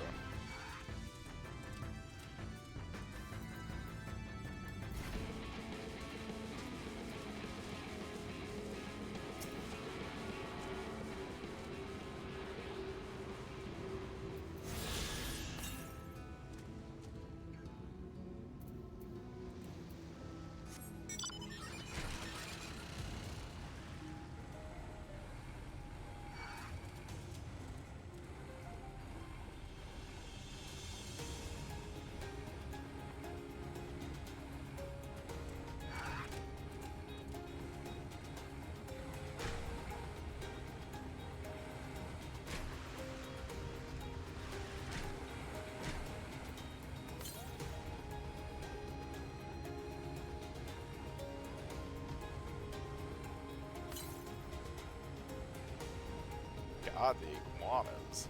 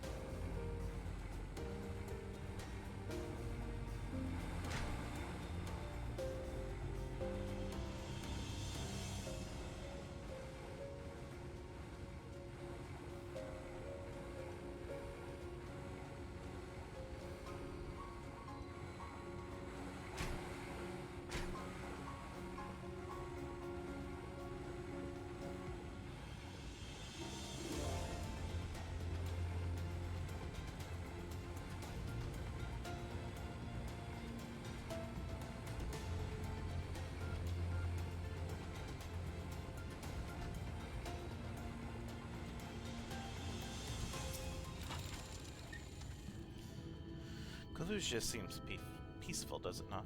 Almost familiar. I had similar impressions of the Crystarium. Even in this distant world, people are much the same. To think that whenever a calamity struck the source, a reflection such as this one, with all its culture and history, was being erased from existence. No, get away from me! Over there. Quickly, someone's in trouble.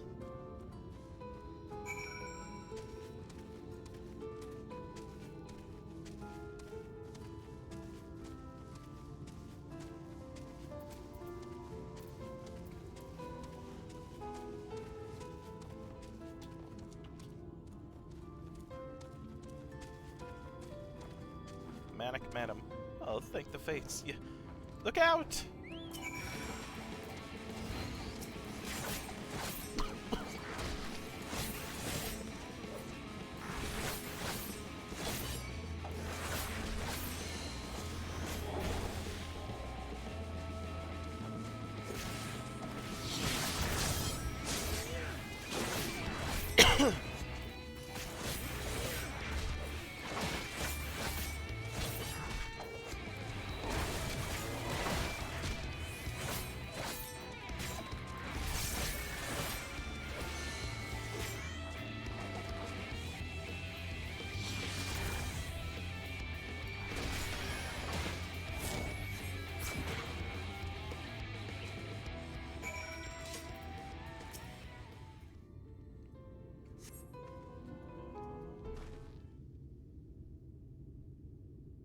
My poor heart.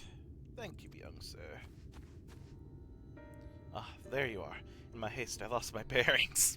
But I see you have the situation well in hand. Fine work. Are you all right, madam? Just a few bruises from when I fell. Nothing compared to what was in store for me before this brave soul came to my rescue. Honestly, thought I was done for. My feet are not as swift as they once were, and I knew there was no one left to hear me scream. Not that I let that stop me. I should probably leave my old house behind and queue up outside Yulmore with the rest of them. Doubt those fancy lords and ladies would welcome an old crone like me. Still, even a shack near the gate has to be safer than staying here. One would hope. Either way, I suggest you avoid wandering alone, lest you make the Sin Eater's task any easier. Thank you again. You saved my life. Now, I'm sure a strapping lad like you has little to fear, but I wouldn't linger long in this place. There's naught to be had here but cobwebs and memories.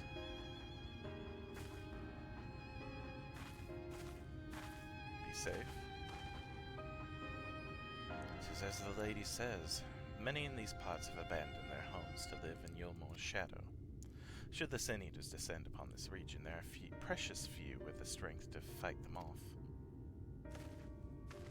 Speaking of which, what have you been told of these monsters? Alize has let me know.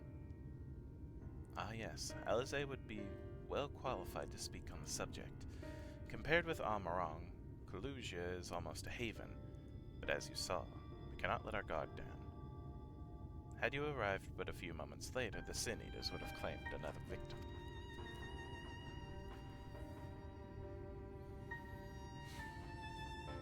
Still, we have won a small victory this time at least. Now shall we press on? We need to return to where the road forks and follows the path that leads west.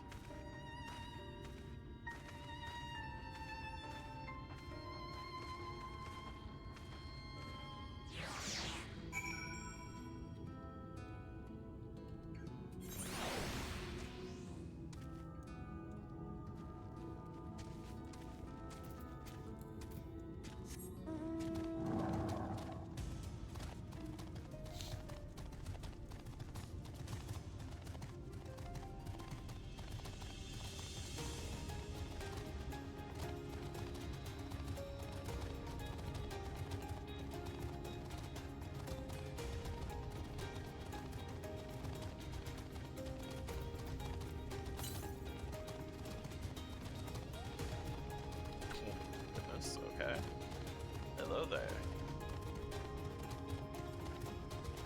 No, thank you. Oh gosh.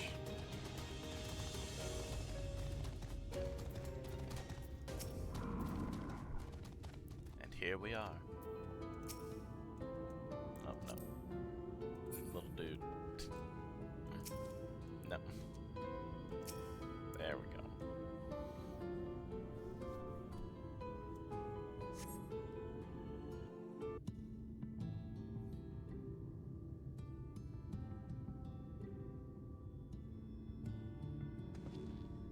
That gate up ahead is known as the Open Arms, and Yulmore itself lies beyond. This, meanwhile, is the aptly named Gate Town, the dwelling place of the many desperate souls who hope to be chosen to live in the city proper.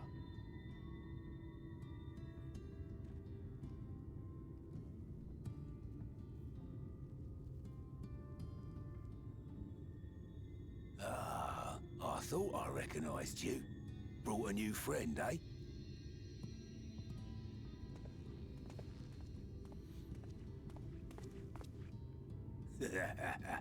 I'll bet you got a trick or two up your sleeve. Maybe even 3. Care to show me?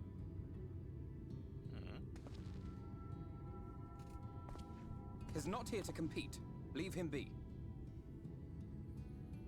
What? I was only making conversation.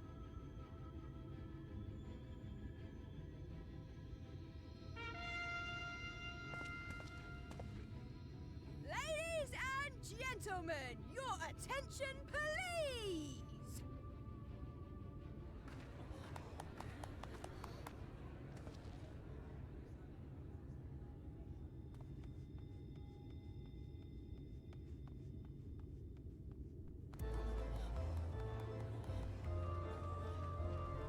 Oh god, this music. Greetings to our hopeful petitioners, one and all! Yulmore extends its warmest regards. Let it be known that a lady of distinction wishes to dine on fish divine. We seek a master culinarian who can guarantee seafood perfection. Dazzle the matron with your delicious dishes, and life in the city will be yours to enjoy, even on days when fish is not on the menu! Who among you will answer the call? Name yourself or another. We may not at all.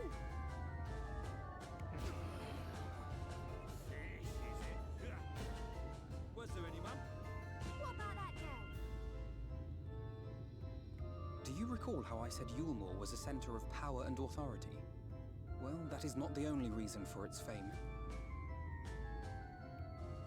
It is also known as the City of Final Pleasures. The noble and the wealthy who survived the flood gathered here to live out the rest of their days in decadent abandon. A poor man could sooner pass through the Iron Needle than Yulmore's gates. The only way the common folk can enter this perverted paradise is if they fulfill the whim of one of the privileged. And so they are picked over like market produce.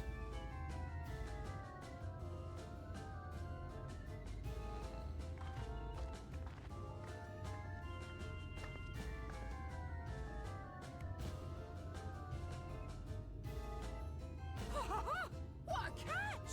We'll not be throwing this one back. Having seen your all too obvious charms, we welcome you with open arms.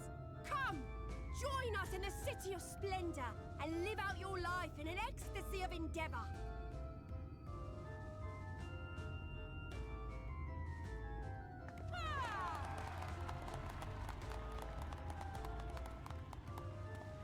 It ain't Oh, gonna just be look that at those easy. expectant faces. What could you possibly be waiting for? Well, well, what have we here? An extra share of meal to celebrate our newest resident!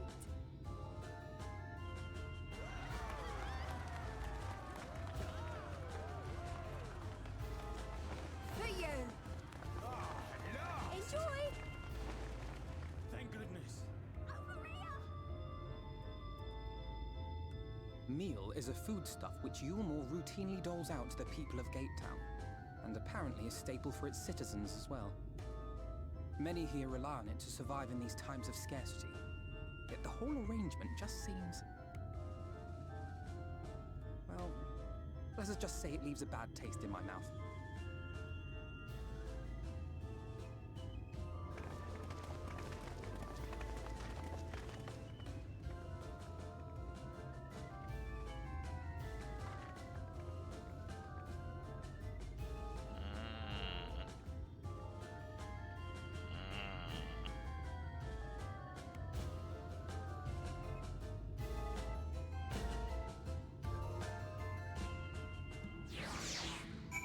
Don't like it. Don't like it one bit.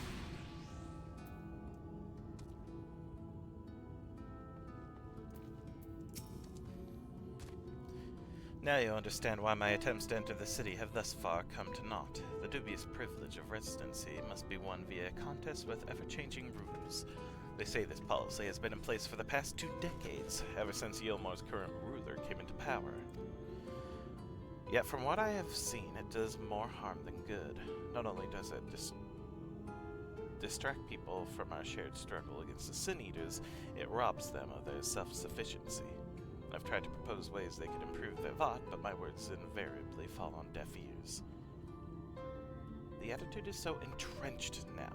I worry that, well, mayhap you should take a turn around Gatetown and judge the situation for yourself.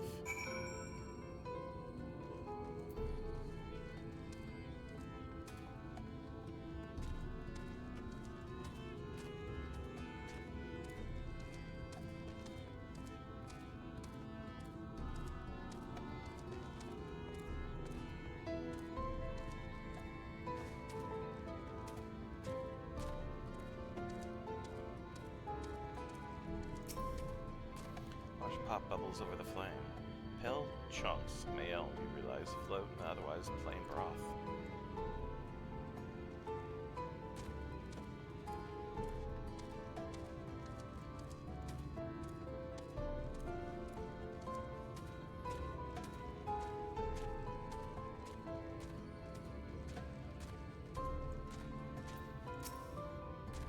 Just look at it.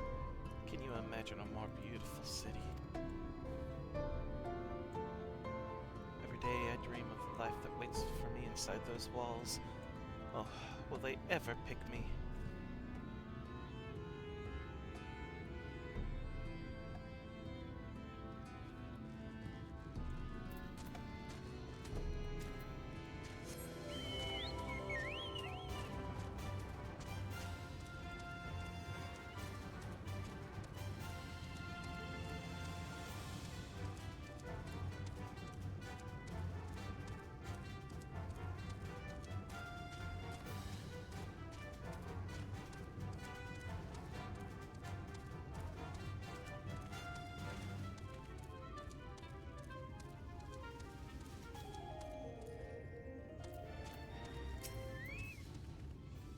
Still here, are you? Can't blame you for wanting a slice of Yulmore's pie, if you ask me. You should ditch that sour-faced brat and make a home for yourself here. Gatetown's not much to look at, aye, but at least it's safe. The meal is the best thing I've ever tasted. Don't trust it.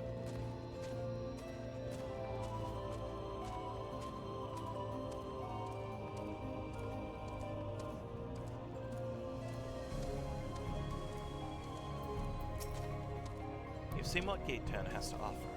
These people can no longer fend for themselves. They become dependent on handout of meal and believe Yulmore is the answer to all their woes. Yet no matter how I frame my encouragement, they seem unwilling, unable to conceive of any other way of life.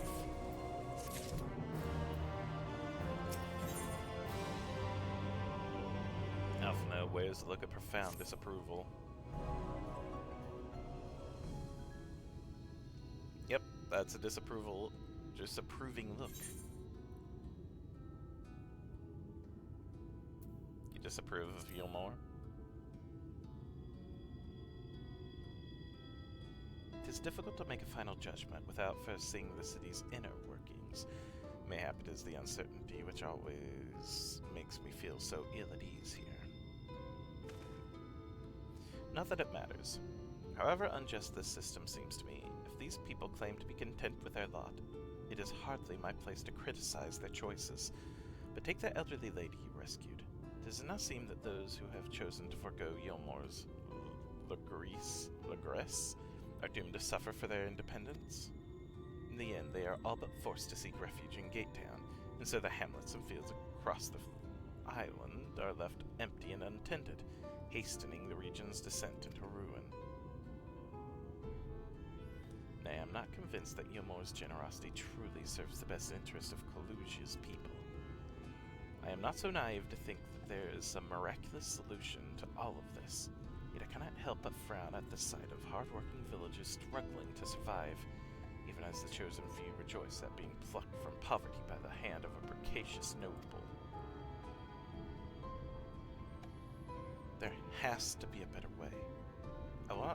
I will not know for sure, however, until I have taken those long-delayed steps through Yilmore's gates. It is fortunate that you arrived when you did, Shent. I've been working on a scheme to insinuate myself into the city, and if all goes to plan, it should soon come to fruition.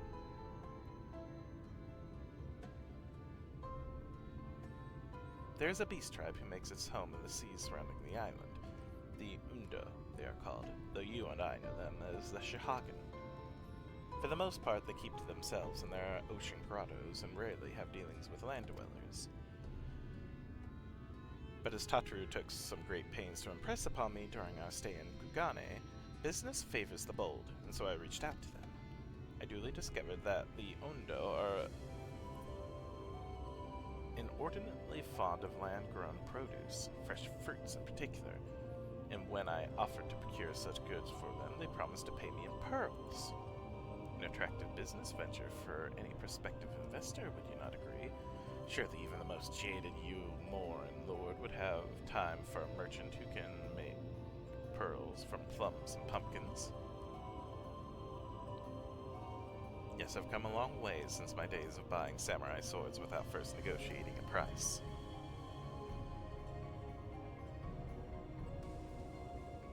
My appointment with the Undo is due to take place in a few hours. I just need to collect the produce and meet with them on the shore. Why don't you help me make the exchange? Yep. What could go wrong? Excellent. I should be glad of your company. First things first, then. We must pay a visit to Moshimo, my supplier in the right. Come. It's just to the northwest of here.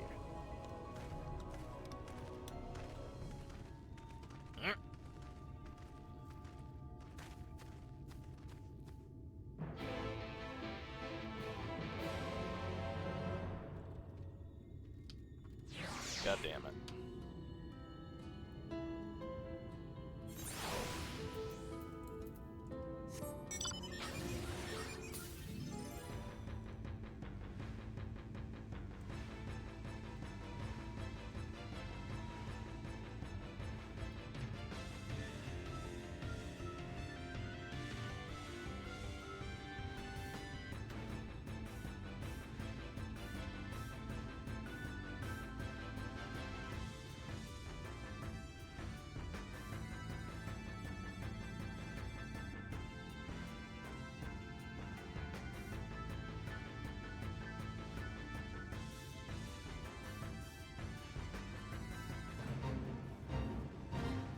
Joint bonus.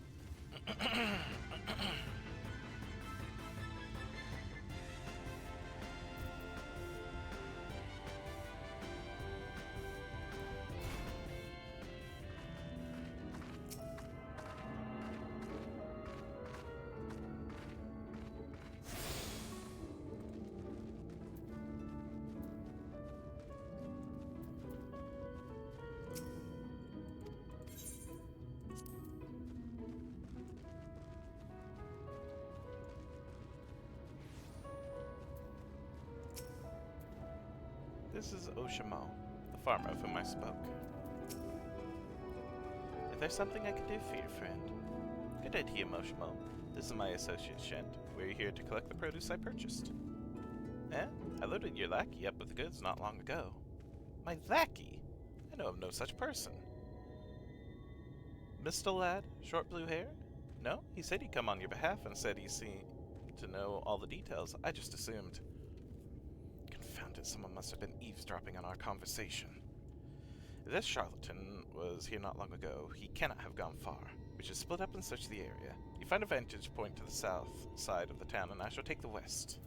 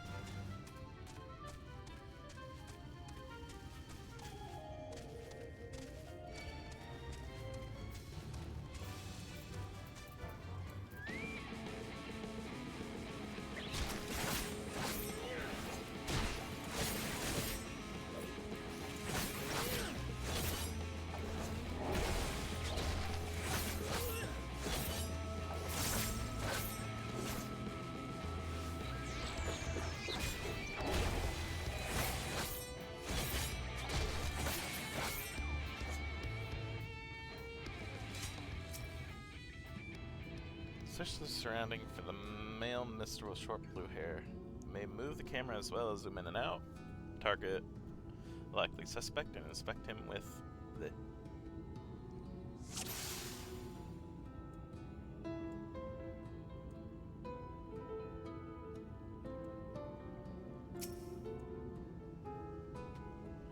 You've located your quarry.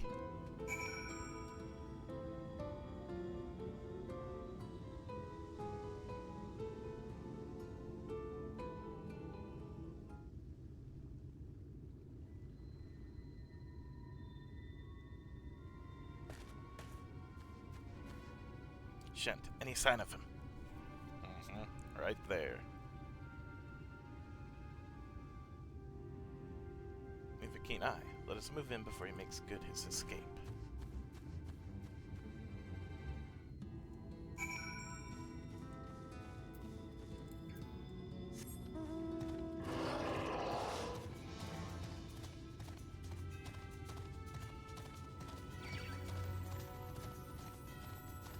Leave me alone, burb.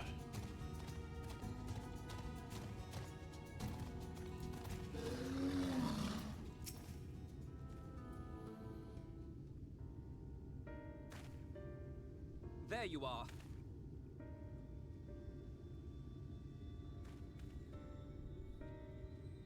The thief who claims the harvest on my behalf.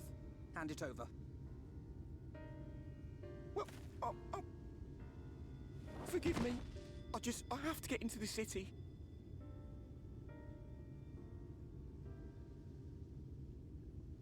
I have no family and all my friends have already been chosen. No one here gives a damn about me. When the meal gets handed out, I'm lucky if I get a smell of it. No matter what I do, they won't call out my name. I'm so tired, I'm so bloody hungry. I thought maybe I could steal your idea, get in that way.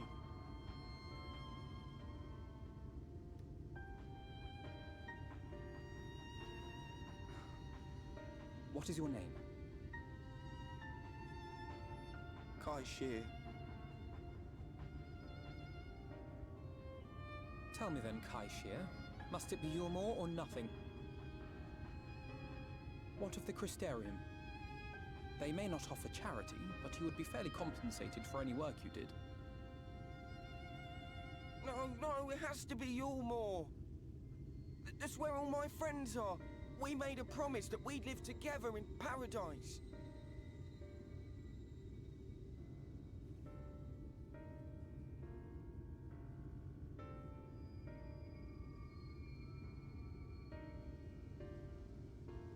I was to make my deal with the Ondo at the Clave. Listen carefully, and I shall tell you my plans for the business, and how best to arouse the Yulmorans' interest. You'll give me your place? Just like that? I'm giving you a chance, nothing more. What comes of it is entirely up to you. I understand. Oh, thank you, thank you!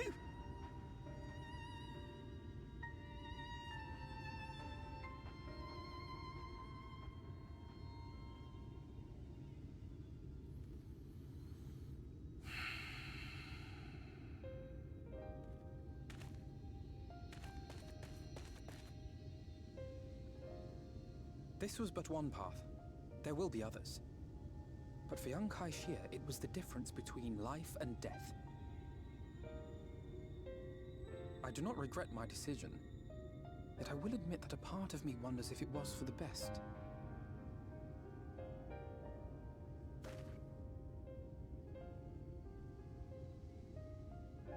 We strive to bring swift salvation to this world, that countless lives might be saved, not least your own. Even if it came at the cost of one man, should I have forged on regardless?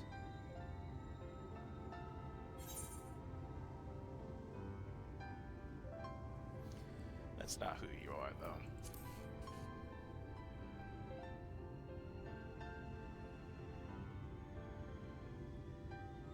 I suppose not. Were Estinian here, he would most likely scoff at my soft-heartedness. Same old Alfino, ever the slave to sentiment. But I thank you for your kind words nonetheless. Let us see to it that both these stories have a happy ending. Shall we return to Rite then?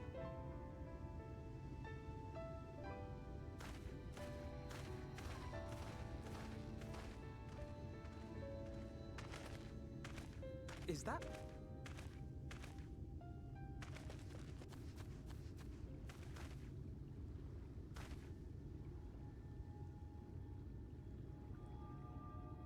That there? Oh. I can't be sure, but I think someone's in trouble.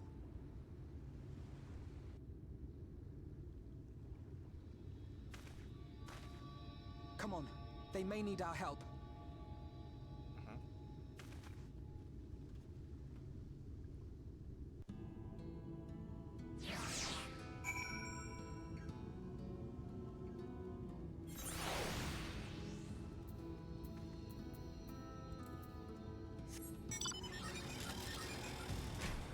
Oh, I can't go into the water, can't swim? Alright, I'll go around.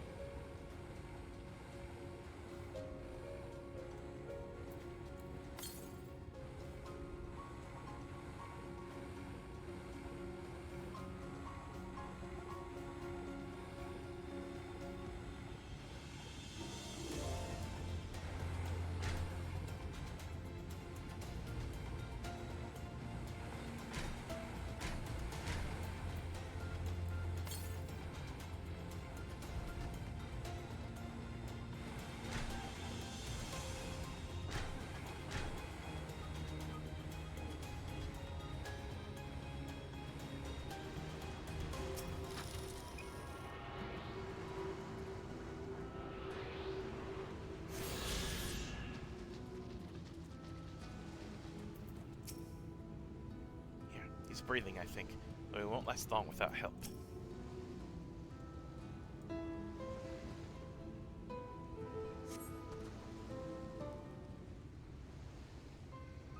should take care of the worst of his injuries. Mercy. Mercy, I beg you.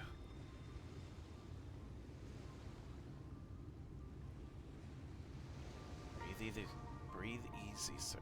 No harm will come of you here. The poor man is shivering. Pray keep an eye on him while I get a fire going.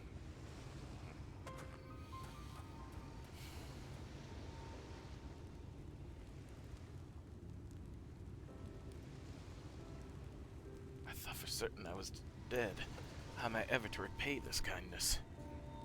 We'll settle for the tale behind your current predicament. Why don't you begin by telling us your name?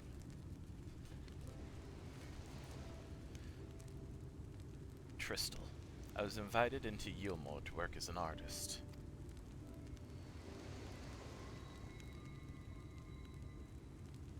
A wealthy couple took me in to paint pictures for them, but when my style proved contrary to their taste, they just as quickly turfed me out onto the street. I was left penniless and patronless, a grave sin in Lord Vothry's city. Within days they had brought me before the man himself, and he asked me what I meant to do. Dejected as I was, I told him that I wished to leave. Little did I know how soon he would grant me my wish. They flung me over the balustrade into the goddamned ocean. From up there? How were you not dashed to pieces? Don't ask me. Luck, I suppose. Though if you hadn't found me when you did, it wouldn't have counted for much. Monstrous. And the citizens condone such barbaric punishment. Oh, without a second thought. When Lord Vothry passes judgment, no one so much as blinks, let alone argues. In Yulmore, his word is law.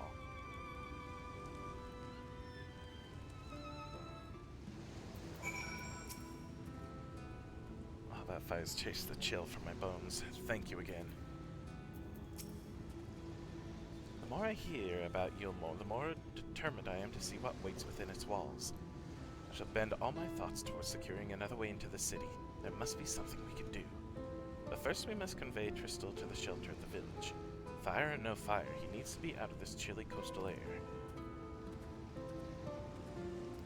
Away into the city.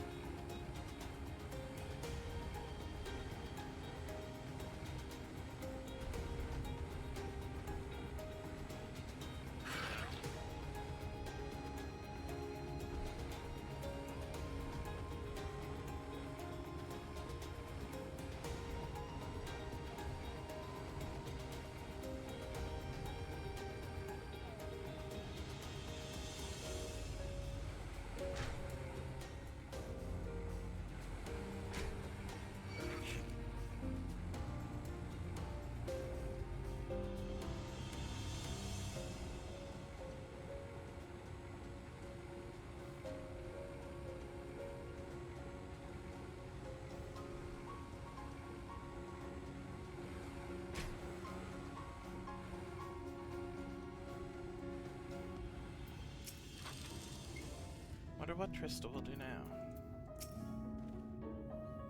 Pray accept my deepest gratitude. I owe you both my life, and if you'll permit me, I would assist you in your attempt to enter Yulmore, insofar as I am able, at any rate. To be frank, the thought of sending my saviors into that awful place makes me sick to my stomach, but since it's plain you've set your mind on it, you should take this. It's my favorite paintbrush. Yulmore and Elite are never satisfied until they get exactly what they want. And if I'm not mistaken, the company I mentioned will be looking for someone to replace me. If you make a show of owning such a well-used brush, you may be able to convince people you have a talent for painting. Are you certain? This is your livelihood. We cannot deprive you of such a treasured possession. I give it gladly after all you've done for me. Besides, I don't think I have the heart to paint anymore. As to what I'll do instead, I honestly haven't decided. But I shan't stay long in this place. Not with that city brooding over me. Nay, I'll move on to new lands and a new profession, and I'll keep you in my prayers from now until my dying day.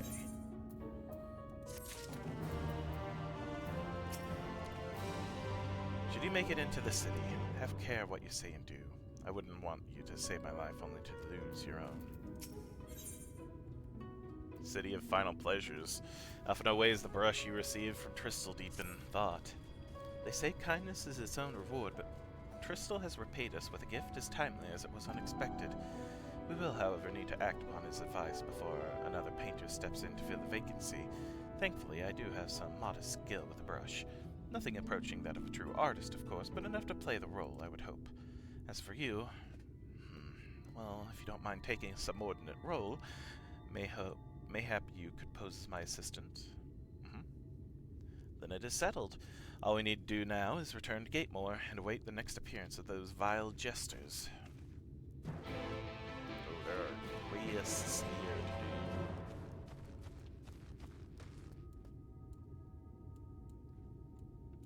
None here, but there are a couple in this area at least. The Noir, Questing. The Noise watches the path to the shipyard with anxious eyes. Oh, who are you? Forgive me, it's not often we see travelers in Right. What with how dangerous it is hereabouts. I even worry for my husband taking the road down to the shipyard, and he's as strong as a Talos. He has been gone a good while, though. If you're headed that way, could you please let him know his wife is expecting him home? Sure. I also need to accept this one too, though.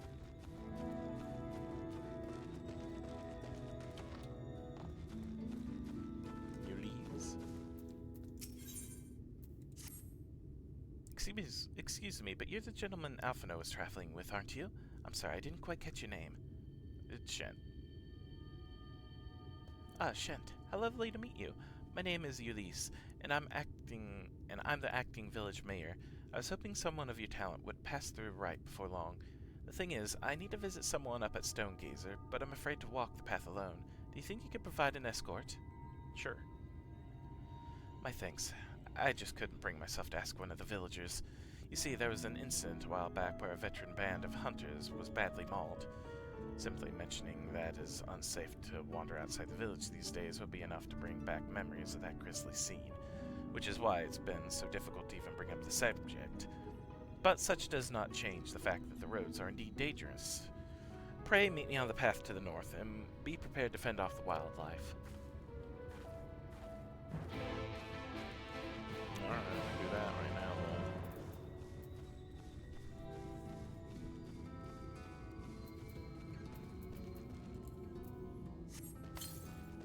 So my Choco friend, my Chocobo. Oh no, the big burb!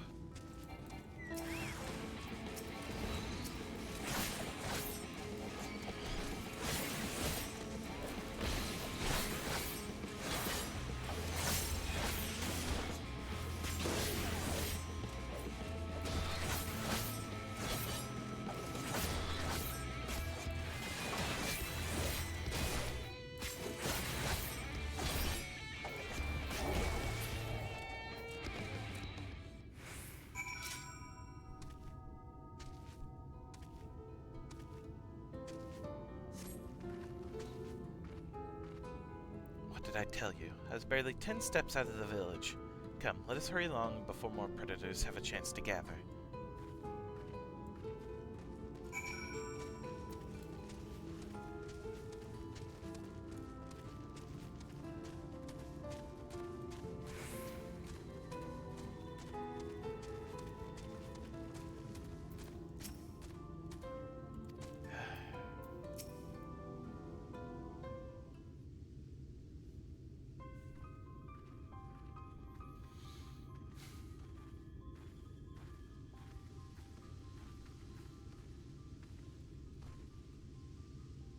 Thank you for the escort, Shent. This is the gentleman I wish to speak with, so we needn't go any further. Luke.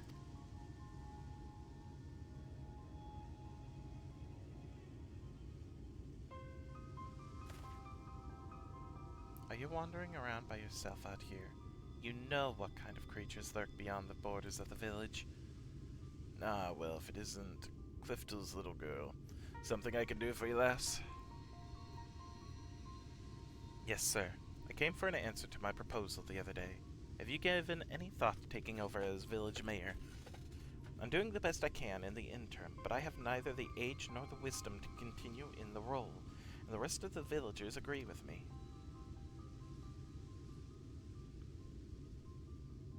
I'm fairly sure I told you nay once already. But seeing as you found a god just so you could come and talk to me, then mayhap I will consider the idea, in exchange for a few small tasks. You will? Please, just tell me what I need to do. My friend Clifton, your dear father, was looking for a sickle to cut some rope. Would you mind skipping back to the village and borrowing one for me? Why would you? I mean, a sickle, was it? For cutting rope? That shouldn't be too difficult. I had only meant to ask you along for the one trip, but if I'm to complete these tasks, would you be willing to indulge me a little longer? Sure. Why not?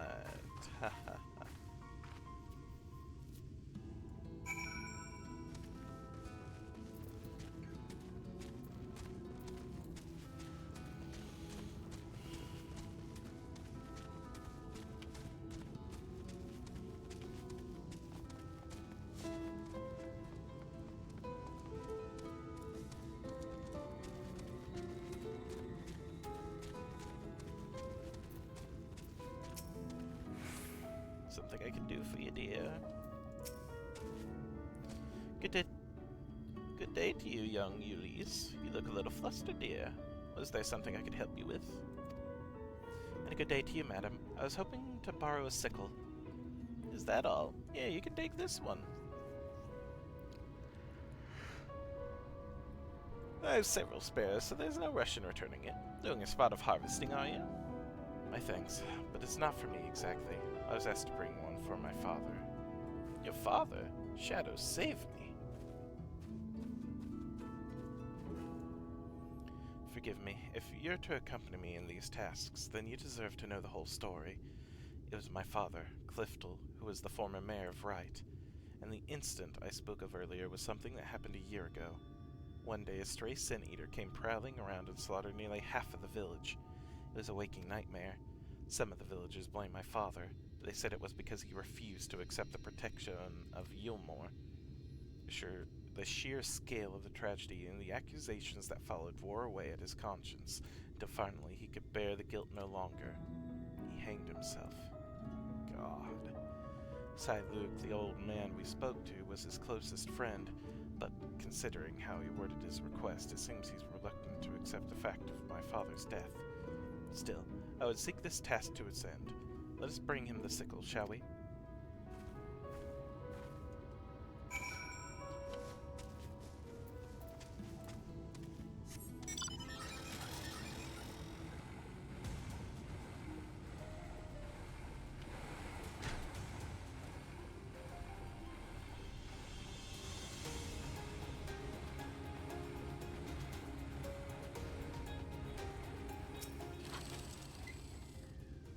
Luke, sir, we brought the sickle you asked for.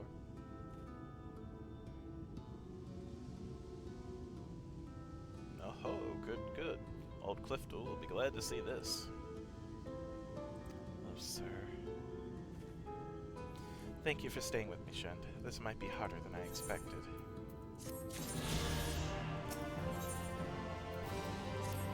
I'll decline for now. Might come back for this another time, but for now.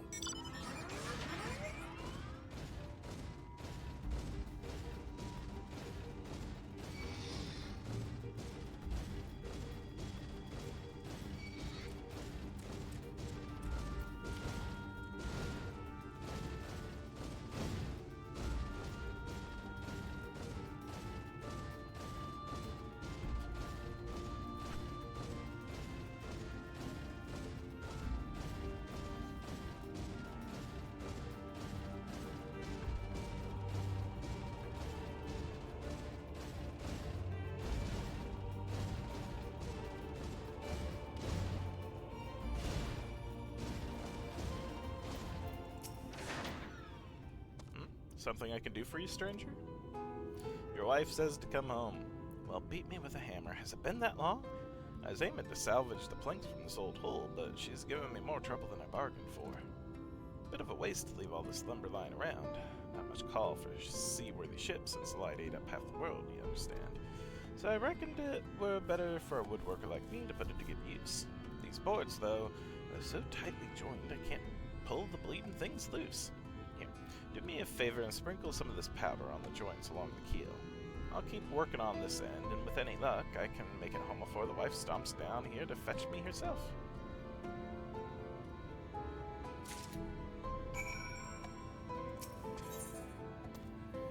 This jar holds the red tinted dust for a ground-up fire crystal.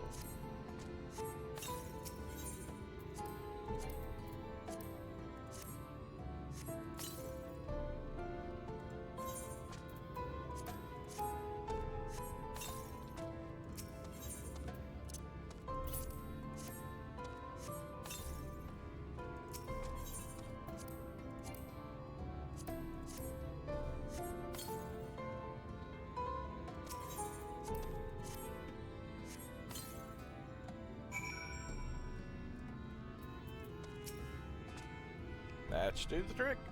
Powdered fire crystal is the best thing for melting wood glue. Just pour a little water and the steam will take care of the rest. This ought to be a one-man job now, thanks to you. Oh, if you could let the noise know I'll be done within the hour, then you'll have helped me out of 2 rough spots today.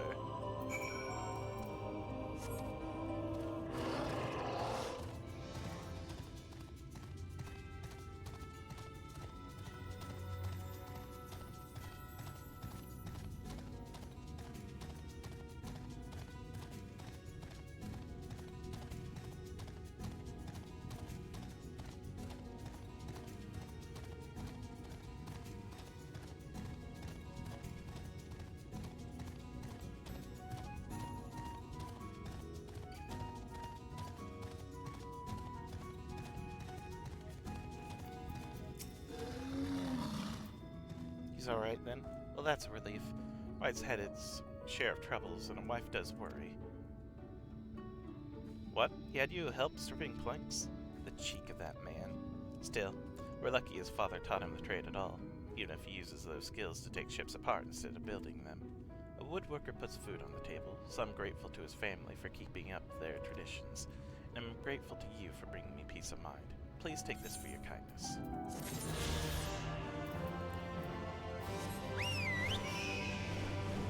Alright.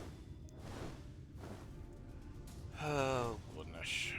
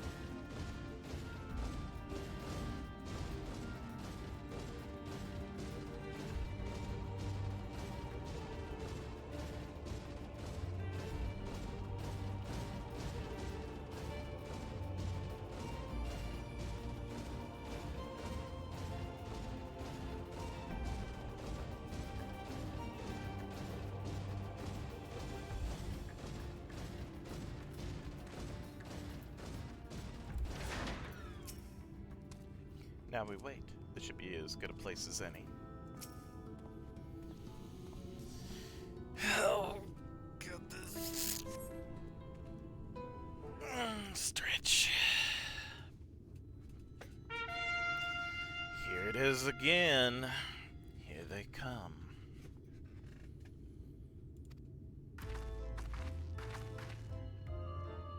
Ladies and gentlemen, your attention once more. What a day it's been for the folks at our door. We've welcomed a peddler who made pearls for a plum, and now we've a place for a painter of aplomb. So come along and don't be slow, it's time to let your colors show.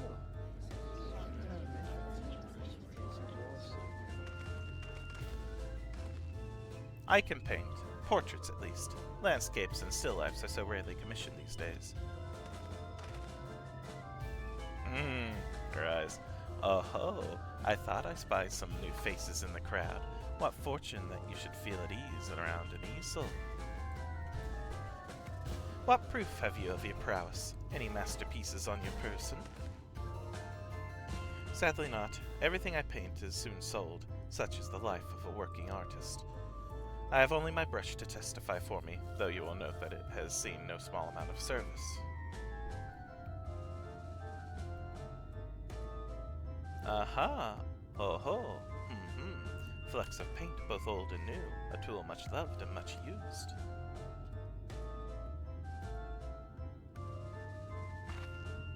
Not a prop to be conjured on the hop. Very well, come with us, and we'll put those talents to the test. And who is this hanger-on? Well-wisher or parasite? Why, this is my assistant. He whose unfailed support allows me my art to flourish. I will go with him or not at all. Parasite, then. We shall leave his fate in the hands of your new employer. It matters not a whit to us. And having filled our latest vacant spot, we retire to your more sweet embrace.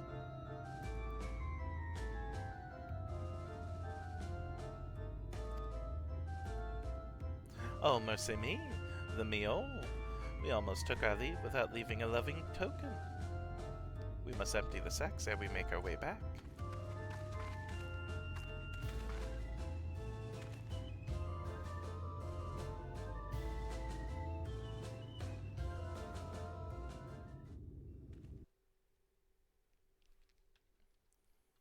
I've entered a sanctuary. Redemption is beyond us.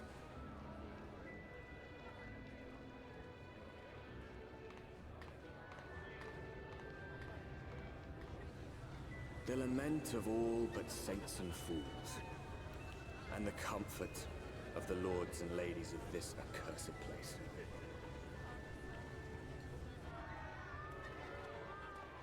Once they held fast against the madness, only to embrace the coming cataclysm and delight in the end of days.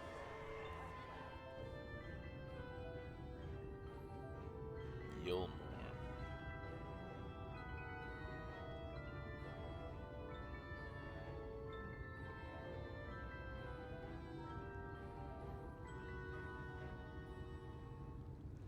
Perhaps in rapture they seek to lose themselves and the misery they share.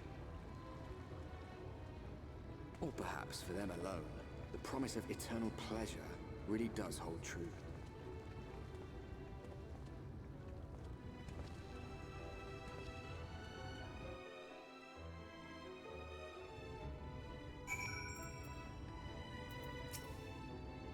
Yulmore. Finally.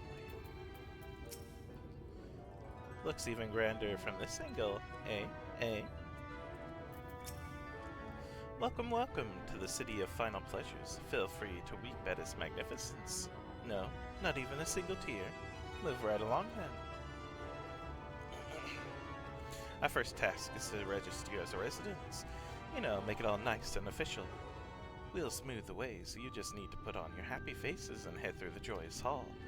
The Bureau of Immigration is in the first room on the left side of the passage. Declare your name and occupation in a nice, loud voice. The clerks will tell you where to go from there. Oh, and pay no mind to those folk off to the side of the road. Much like the hopefuls in Gate Town, they haven't earned the right to enter the city proper. If, however, you enjoy basking in the envy of your fellow man, then by all means, take your time. But why waste another moment? Go, enjoy the beginning of your new life in paradise.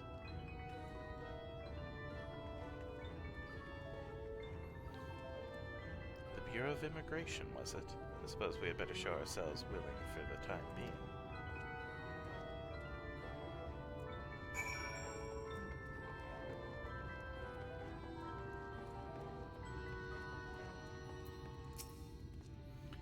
You've been permitted entry? We'll just be sure you go directly to the Bureau of Immigration once inside.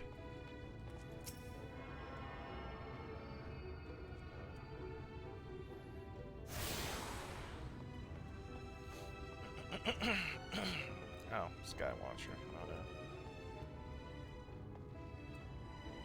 Oh, wait, no. The border is what I do want over here now.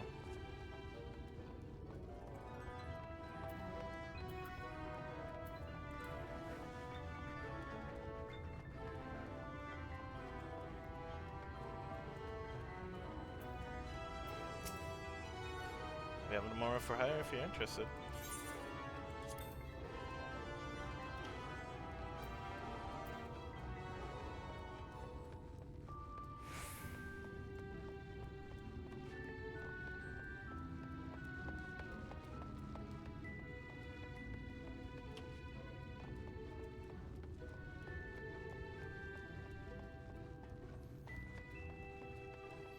Joyous Hall.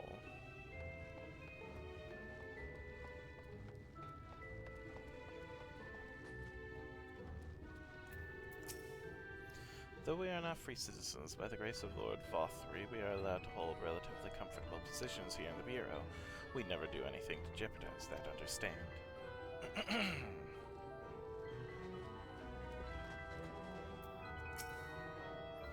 Becoming a citizen, at last. I'm so excited that my hands are shaking.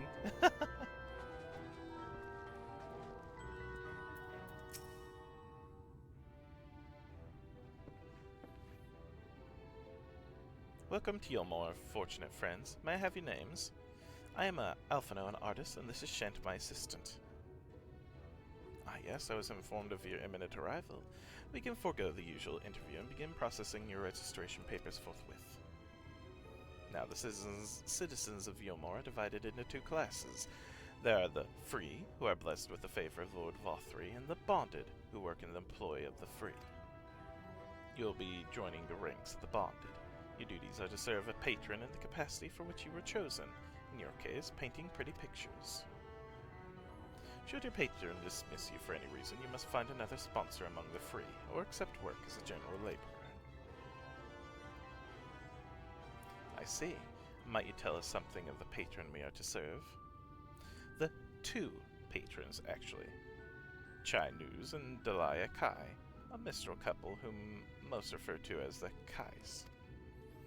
They are both gentle souls, but I would ask that you conduct yourself with respect and humility, for your own sake as much as theirs. Now, a moment please while I complete the relevant paperwork.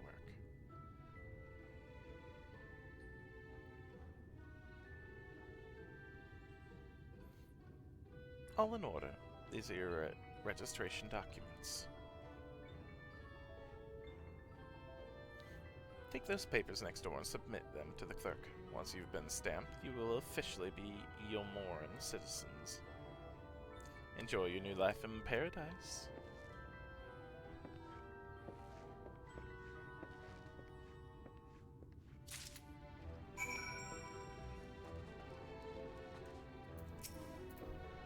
Welcome to the Bureau of Registration. Papers, please. A set of documents required to register as bonded citizens of Yulmore.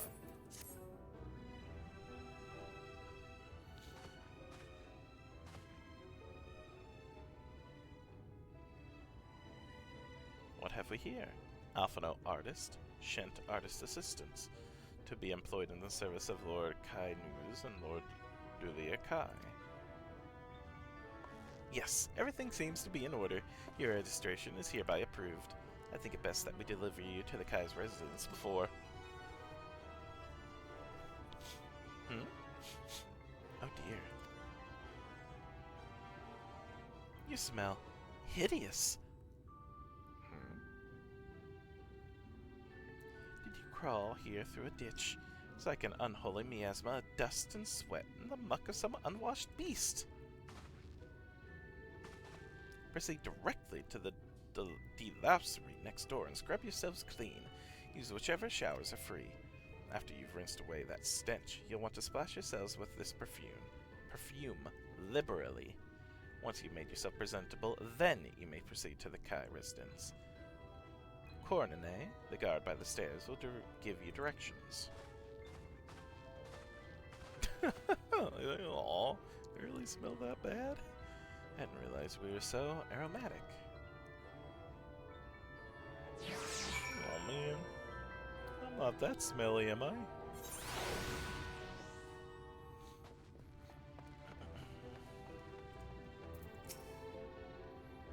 bathe it here then. Oh, not free.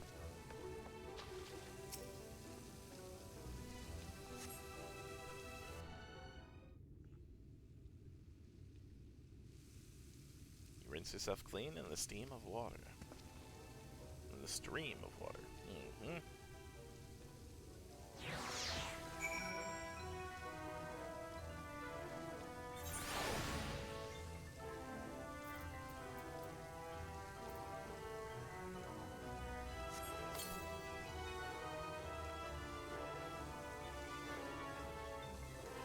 You apply the perfume as directed, and the delicate scent of roses fills the air.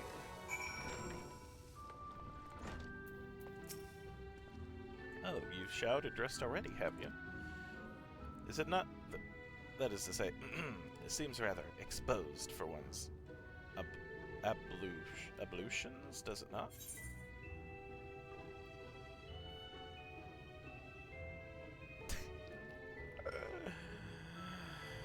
What would Estinians say? Good gods, you will mention nothing of this. Swear to me. Yes, yes, do what you need to do, bud.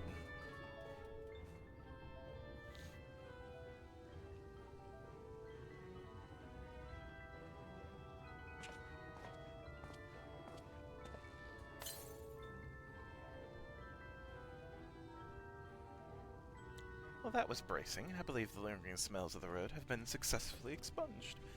Shall we go and present ourselves to our new patrons, then?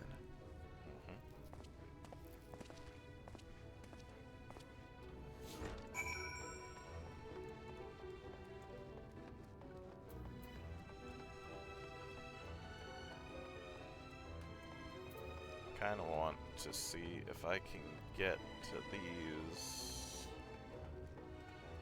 spots here now, real quick. I didn't realize these were still outside. I thought those would be inside, but no.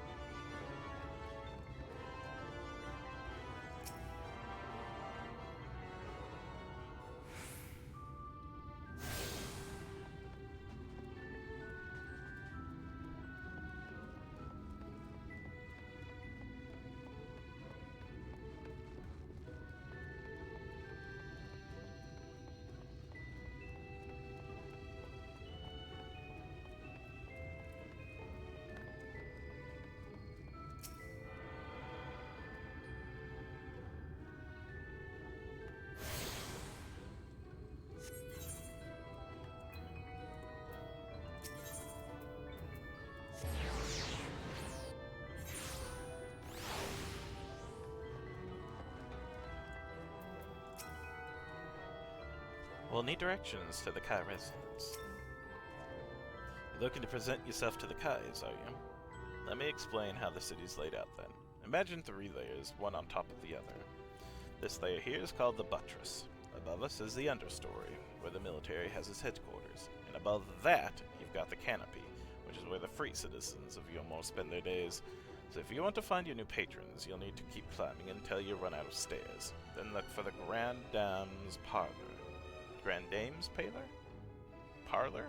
Blah? They'll be in there like as not. Thank you. Up we go.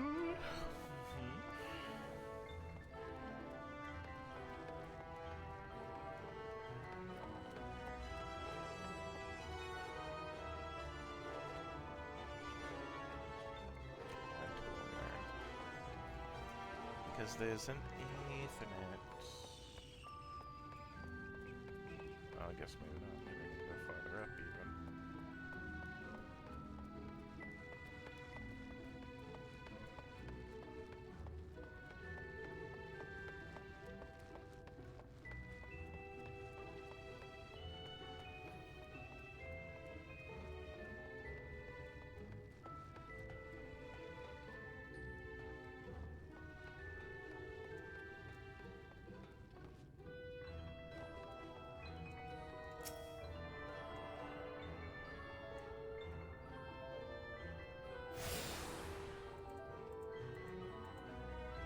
attune yourself to all the Aethernet shards in Yilmore.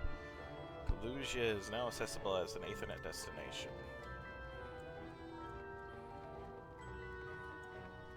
I still haven't hit up the main Aethernet crystal, though.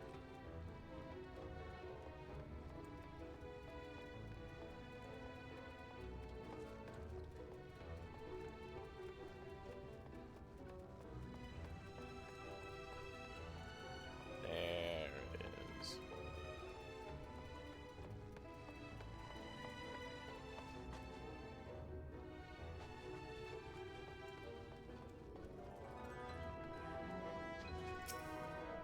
According to the message engraved on the base, special permission is required to use this Aethernet.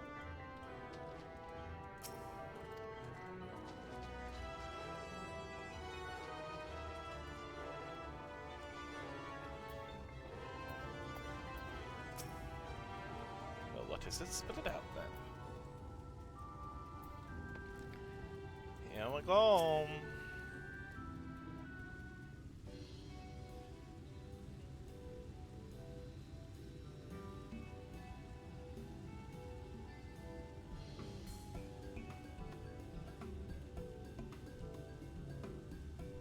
Oh, who's this then?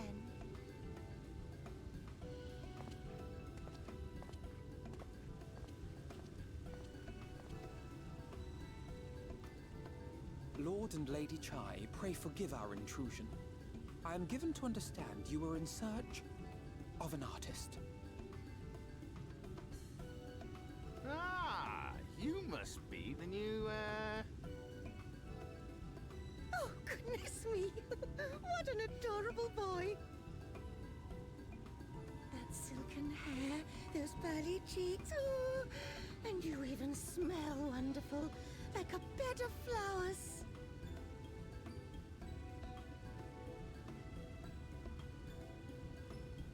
I approve of this one, dearest. I am positive he'll paint us the most delightful pictures.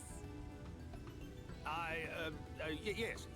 Well, as long as he paints better than that talentless wretch we sent packing last week.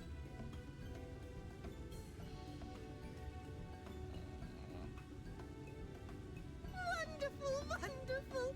Welcome to Yulmore. Alphino, if it please you, my lady. And this is my assistant.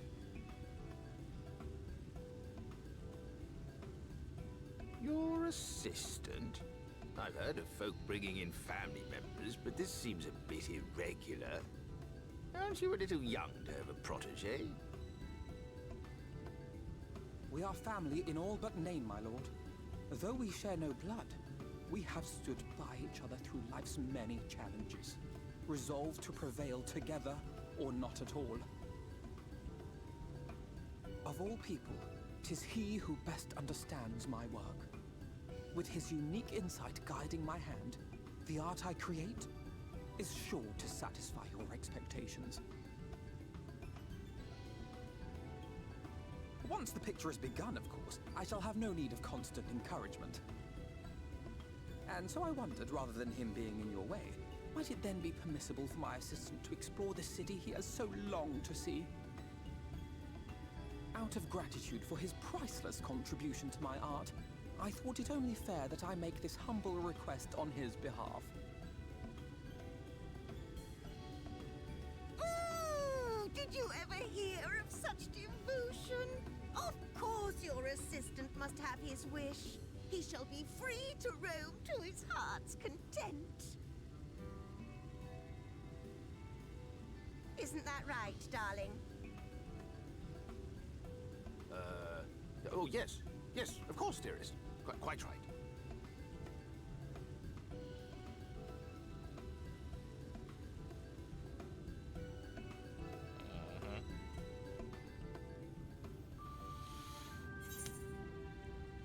City of Final Pleasures. Quest complete. And with that, I think this is the best place that I'm gonna get right now to end it. Oh, but I will pick this back up tomorrow, so we'll have that to look forward to. Yomor. Already, this is interesting place. So thank you everybody for watching. Thank you Lucian. Thank you Vanilla for stopping by and chatting. I appreciate it. Thank you. And I hope to see you both tomorrow. So until then, I hope you all have a wonderful rest of your day, rest of your evening, whichever it may be, and I'll see you next time. Bye everybody.